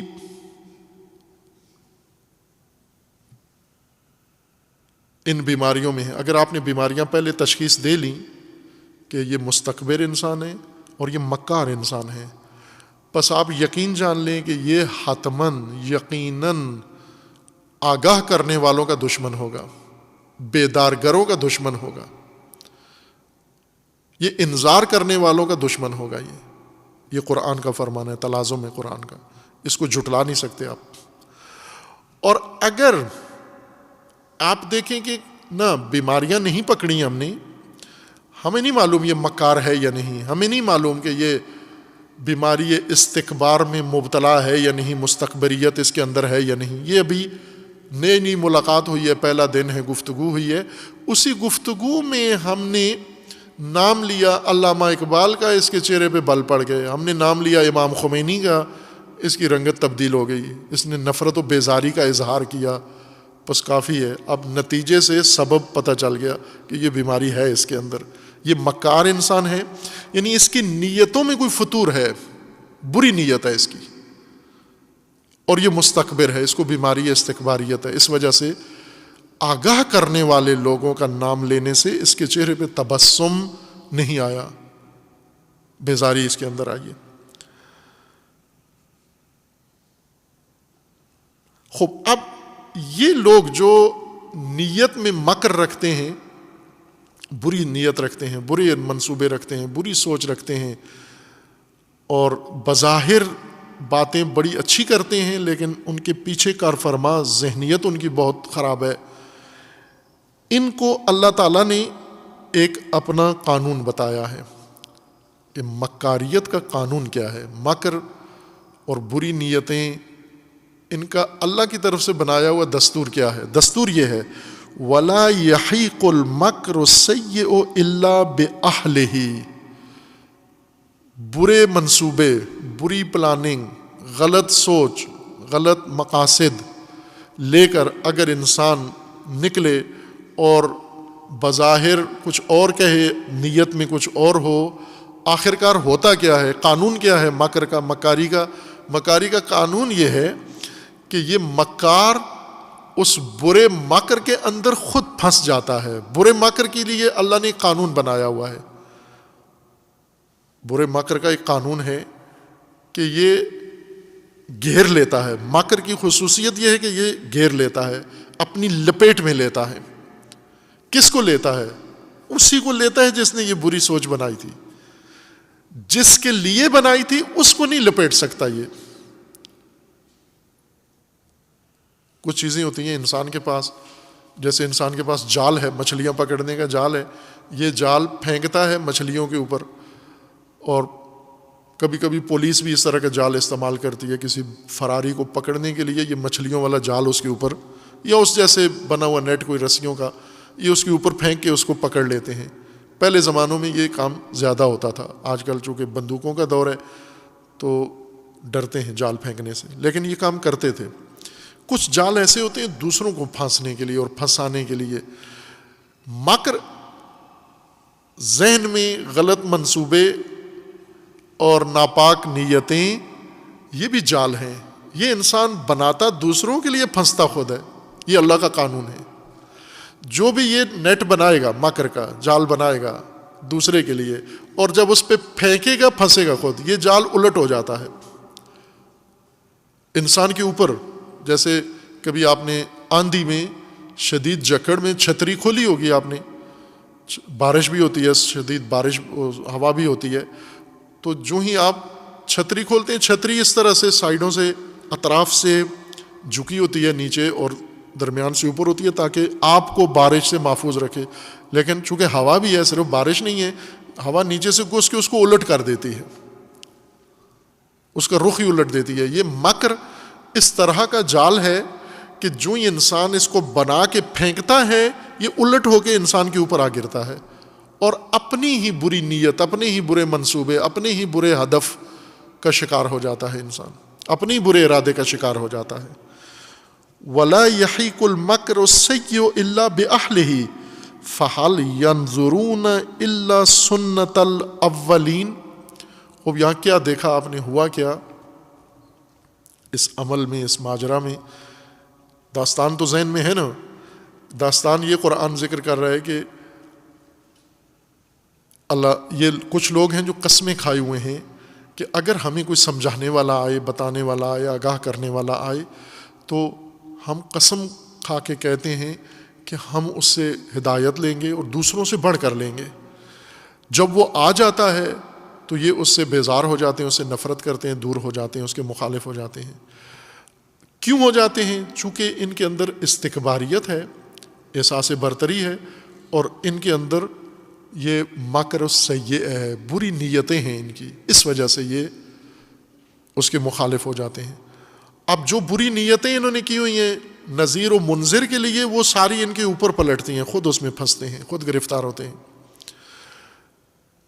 اب یہاں پر اللہ تعالیٰ نے فرمایا کہ آپ نے دیکھا کہ ہوا کیا. قسمیں کھائی ہوئی تھیں کہ کوئی آئے ہمیں سمجھائے، وہ آ گیا، جب آیا تو اس کے دشمن بن گئے، اور دشمن بن کر جو اس کے خلاف انہوں نے ناپاک نیتیں رکھی ہوئی تھیں، مکر کیا ہوا تھا، وہ اس میں خود پھنس گئے. تو یہاں پر اللہ تعالیٰ کا فرمانا ہے کہ یہ جو مشکل پیش آئی ہے اس کو، مکار کو، ان قسمیں کھانے والوں کو، یہ جو دشواری ان کو پیش آئی ہے، یہ اصل میں ہوا کیا ہے؟ یہ کس چیز کے اسیر اور گرفتار ہو گئے؟ کون سا ضابطہ لاگو ہو گیا ان کے اوپر؟ فرماتے اور وہ ہے سنت الاولین، یعنی وہ قانون، وہ ضابطہ، وہ دستور جو اللہ تعالیٰ نے پہلے سے باقی نسلوں کے لیے بھی بنایا ہوا تھا، وہ یہی تھا، قانون شروع سے یہی ہے۔ اولین، گزشتگان سابقہ امتوں کے لیے جو اللہ نے قانون بنایا تھا اسی کا یہ بھی شکار ہو گئے ہیں۔ یعنی یہاں ہوا کیا، سوچا اس کے لیے تھا، پھنسے خود۔ اللہ نے فرمایا خوب یہ قانون ہے، یہ سنت ہے، یہ قانون ہے، اور پہلوں میں یہی تھا۔ اب چونکہ ان میں تھا یہ قانون، آج تم اگر یہی تکرار کر رہے ہو یہ حرکت، تو وہی قانون تمہارے حق میں بھی لاگو ہو گیا ہے اور ہو جائے گا۔ چونکہ قانون اللہ کا، سنت اللہ کی، طریقہ اللہ کا، اللہ کی روش یہ بدلتی نہیں ہے۔ یوں نہیں کہ ہر بندے کے لحاظ سے اللہ کی ایک الگ ضابطہ ہے، ہر نسل کے لیے اللہ تعالیٰ کا ایک علیحدہ قانون ہے، ہر امت کے لیے اللہ تعالیٰ کے جدا قوانین ہیں، نہ ایک قانون ہے اللہ تعالیٰ کا۔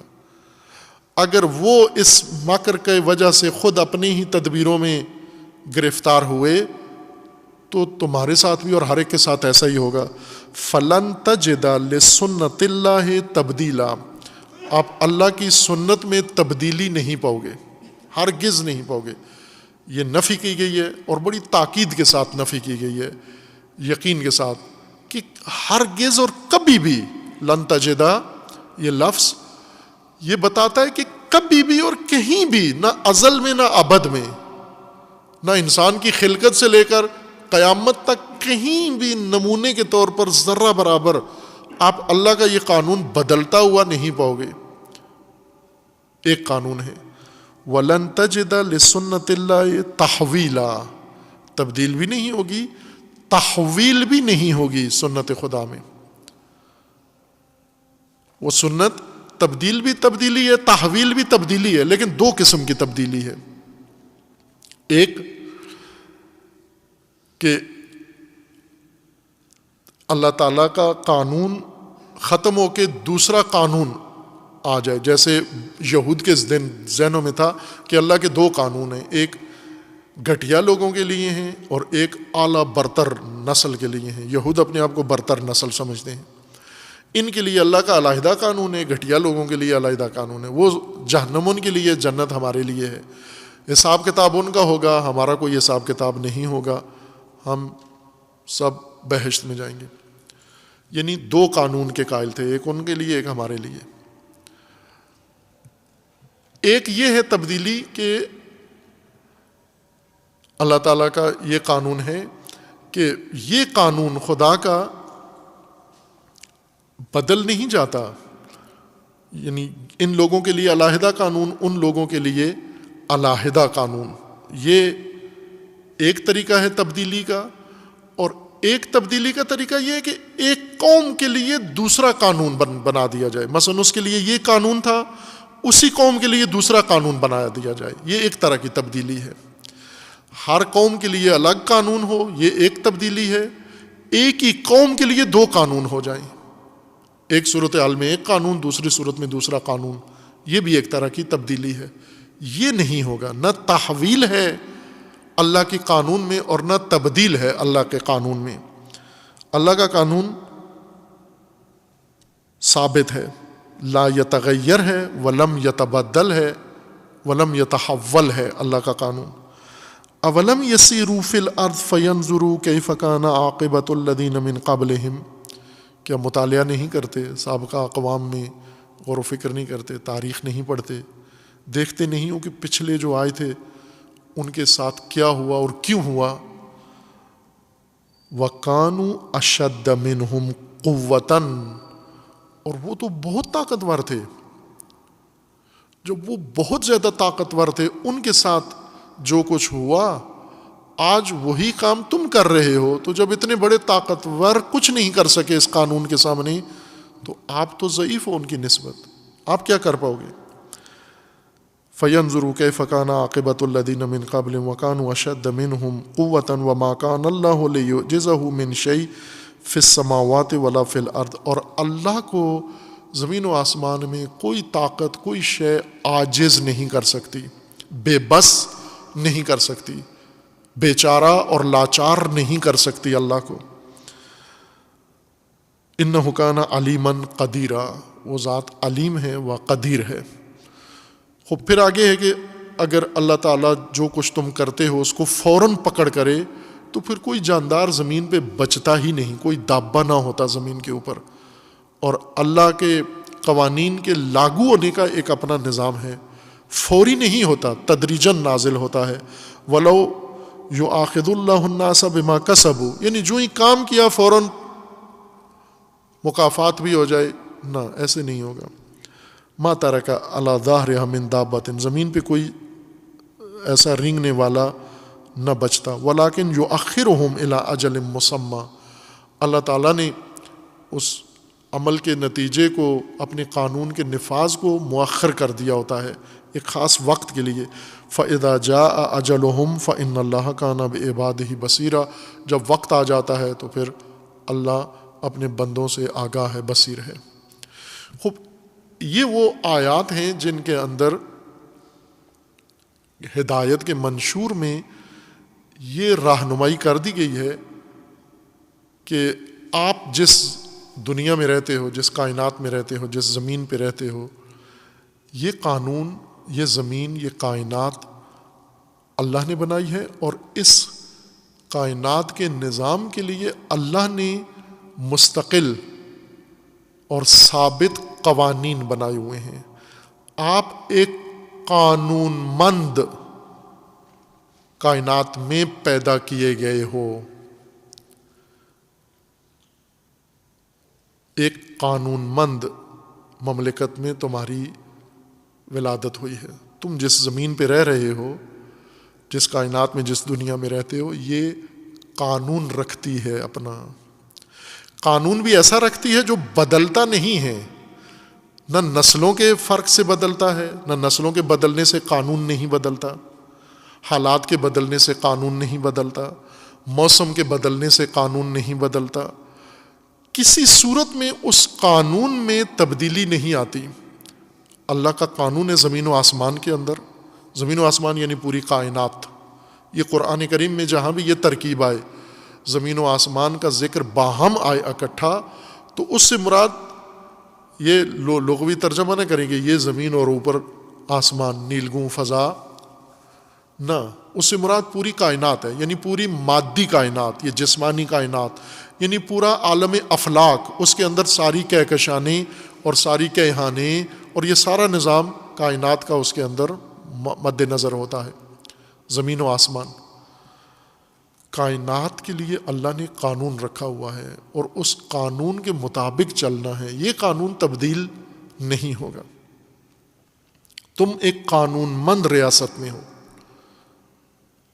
قانون مند ریاست میں جب انسان کو داخل کیا گیا ہے، موقع دیا گیا ہے زندگی کا، ساتھ ہی اس کے لیے ہدایت کا یہ منشور بھی دیا گیا ہے۔ یہ منشور ہدایت قرآن کیا ہے؟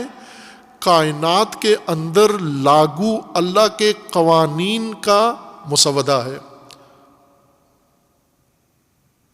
یہ ریاست جس میں اللہ نے ہمیں پیدا کیا ہے، یعنی زمین و آسمان، یہ ریاست ہے اللہ کی، یہ ملک، یہ مملکت اللہ کی ہے۔ ہم مملکت خدا میں رہتے ہیں سارے، ہر چند ہم نے اپنی مملکتیں علیحدہ آباد کر لی ہیں، بنا لی ہیں، لیکن اصل میں تو مملکت اللہ میں رہتے ہیں ہم۔ اللہ کی مملکت میں قانون ہے یا نہیں ہے؟ قانون ہے،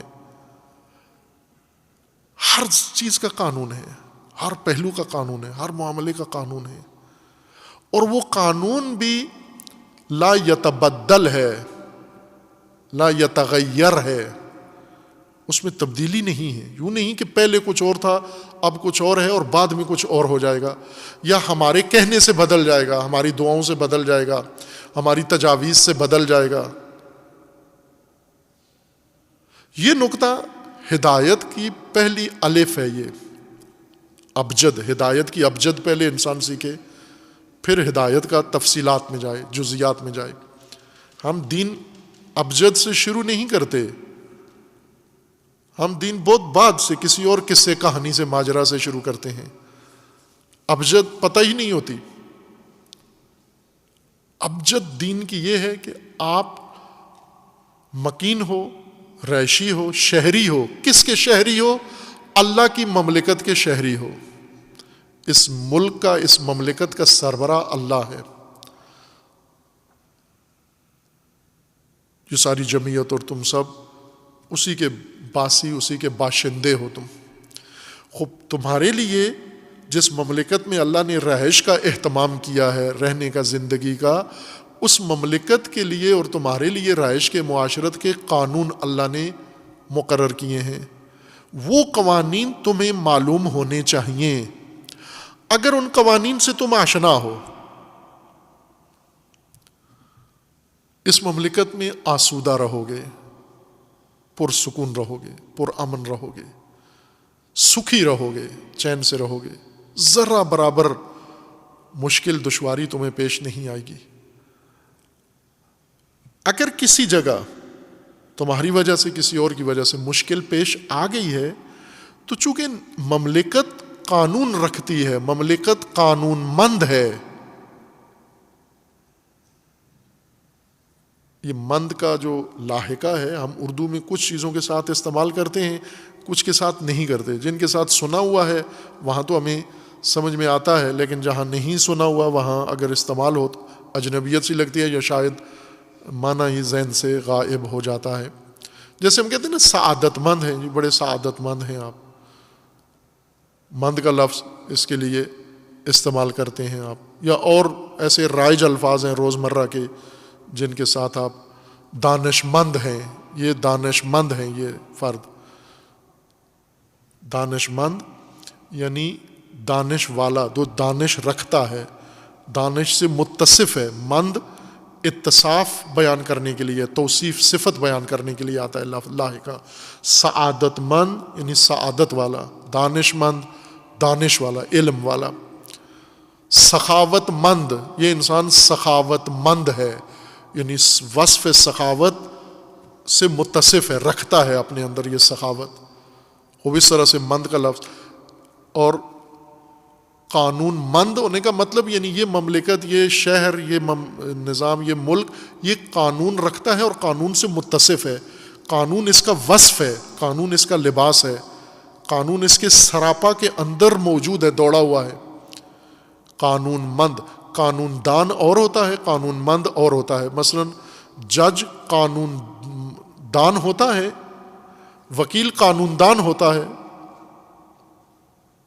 لیکن قانون مند نہیں ہوتے، یعنی قانون سے متصف نہیں ہوتے، قانون ان کی صفت نہیں ہوتی، صرف قانون دان ہیں. یا علماء جن کو دانش مند کہا جاتا ہے، یہ دانشدار یا دانشدان ہیں. دانش مند وہ ہیں جو دانش رچ بس گئی ہے ان کے اندر. ان کی گفتگو میں، ان کی چال چلن میں، سب میں دانش ہی ٹپکتی ہے. لیکن جس کی صرف کھوپڑی میں دانش ہے اور زبان پہ دانش ہے لیکن رویے میں نہیں ہے، زندگی میں نہیں ہے، تو وہ دانش مند نہیں ہے. مند وہاں استعمال ہوتا ہے کہ جہاں پر صفت اتر جائے موصوف کے اندر اور موصوف پورے طور پر اس صفت کے ساتھ گل مل جائے، وہاں مند کا لفظ استعمال ہوتا ہے. جیسے سخاوت مند یعنی سخاوت اس کی شخصیت کا جز بن گئی ہے، یہ صفت اس کے سراپا وجود پر حاوی ہو گئی ہے، طاری ہو گئی ہے، چھا گئی ہے. قانون مند وہ مملکت جس کے تمام رگ و پے میں قانون موجود ہو، ہر اس کے گوشے میں قانون موجود ہو. کائنات جس میں ہم رہ رہے ہیں یہ قانون مند ہے. قانون کو سنت کہا ہے اللہ تعالیٰ نے، یہ سنت ہے. سنت کا معنی بھی یہی ہے، تشریح کروں گا کہ کیوں اس کو سنت کہا گیا ہے. قانون قرآن کی اصطلاح میں سنت ہے، اور یہ سنتیں اللہ نے کائنات کے نظم کائنات اور نظام کائنات کے لیے اور خصوصاً انسانی معاشرت کے لیے مقرر کیے ہیں یہ قوانین.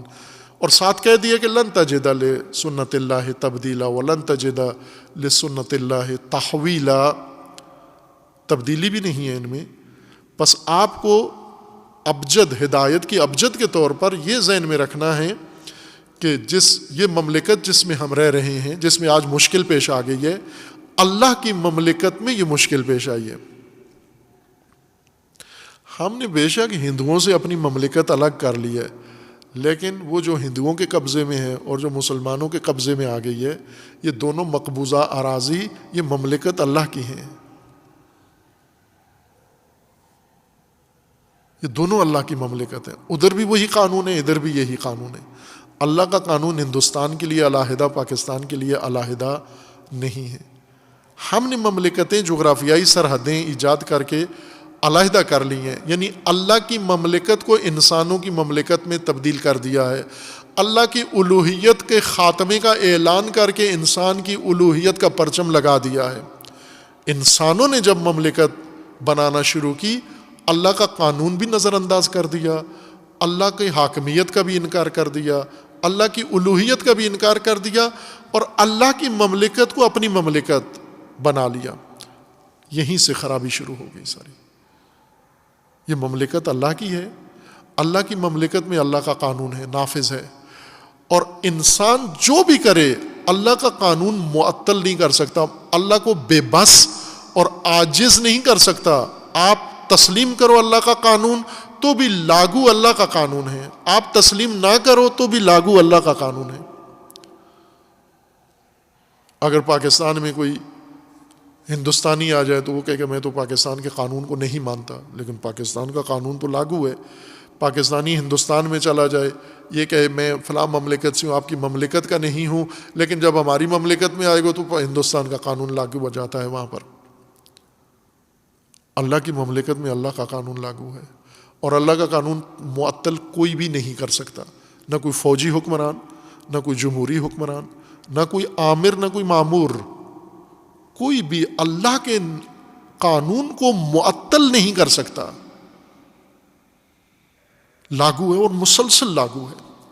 جب ہم ایک مملکت میں ہیں، اس مملکت کے لیے قانون ہے اور ہمارے اوپر وہ قانون لاگو ہے، نافذ ہے، تو ہمیں اس مملکت کے رہنے کے لیے سب سے پہلا قدم اس قانون کو پڑھنا اور سمجھنا ہوگا۔ قانون مند مملکت میں قانون شناس بن کر جئیں گے، آسودہ جئیں گے۔ زمین فراش ہے، زمین ہمارے لیے پرورش کی جگہ ہے، زمین مہد ہے، جو قرآن کریم میں اللہ نے فرمایا ہے کہ اللہ نے زمین تمہارے لیے مہد قرار دی ہے۔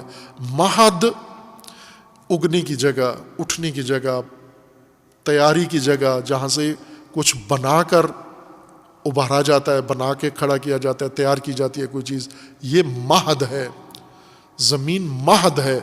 اللہ کی مملکت میں زمین کا یہ درجہ ہے۔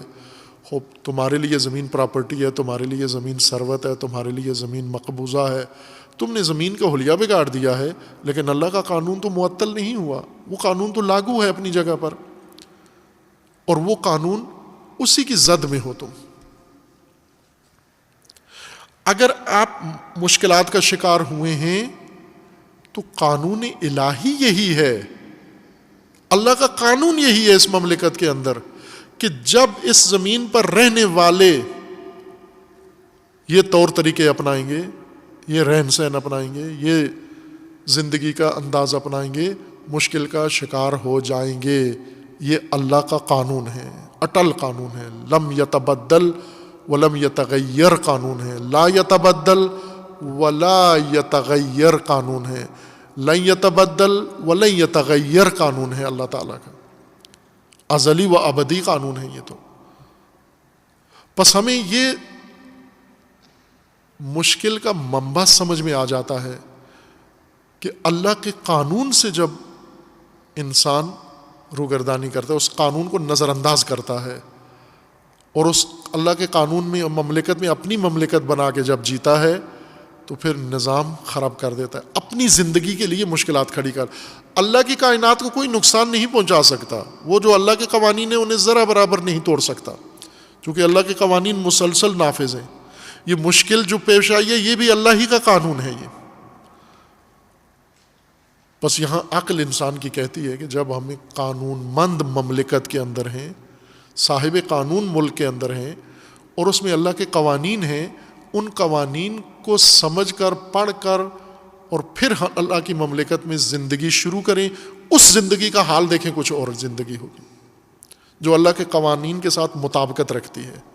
ہمارا کام اپنی زندگیوں کو اپنی بود و باش کو، اپنے رہن سہن کو، اپنے طرز زندگی کو، طرز معاشرت کو اللہ کے قوانین کے مطابق بنانا ہے، تطابق دینا ہے، دونوں کی موافقت۔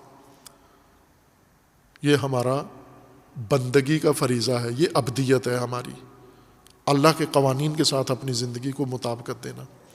ان قوانین کو ہمیں مشاہدہ کرنا ہے۔ وہ جو چابیاں ہیں ہدایت کی، وہ یہ قوانین ہیں اللہ تعالیٰ کے۔ لیکن پہلے ہمیں باور کر چکے، ہم نے جو دین سیکھا ہے، تعلیم دی گئی ہے، وہ یہاں سے شروع ہی نہیں ہوا، اللہ کی مملکت سے تو شروع نہیں ہوا۔ ہماری کتاب پہلی کہاں سے شروع ہوئی؟ ہم پاکستانی ہیں، تم ہندوستانی ہو، وہ بنگالی ہے، یہ نیپالی ہے، وہ فلاں ہے، وہ فلاں ہے، یہاں سے تو ہمارا درس شروع ہوا ہے۔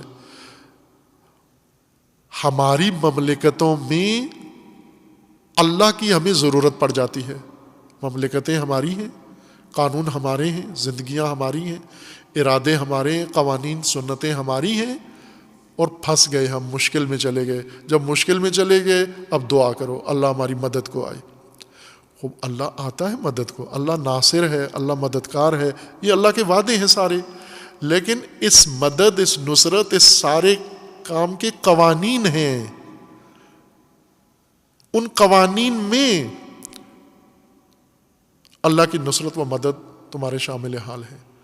اس لیے ہمیں یہ آگاہی ضروری ہے سنن الہی سے، اللہ کے قوانین جو کائنات کے لیے اور انسان کے لیے اللہ تعالیٰ نے مقرر فرمائے، وضع کیے ہیں، تاکہ ہم اس کائنات میں اللہ کی مملکت میں اس طرح سے رہیں جس طرح اللہ نے قانون بنایا ہے، ضابطہ بنایا ہے اللہ تعالیٰ نے۔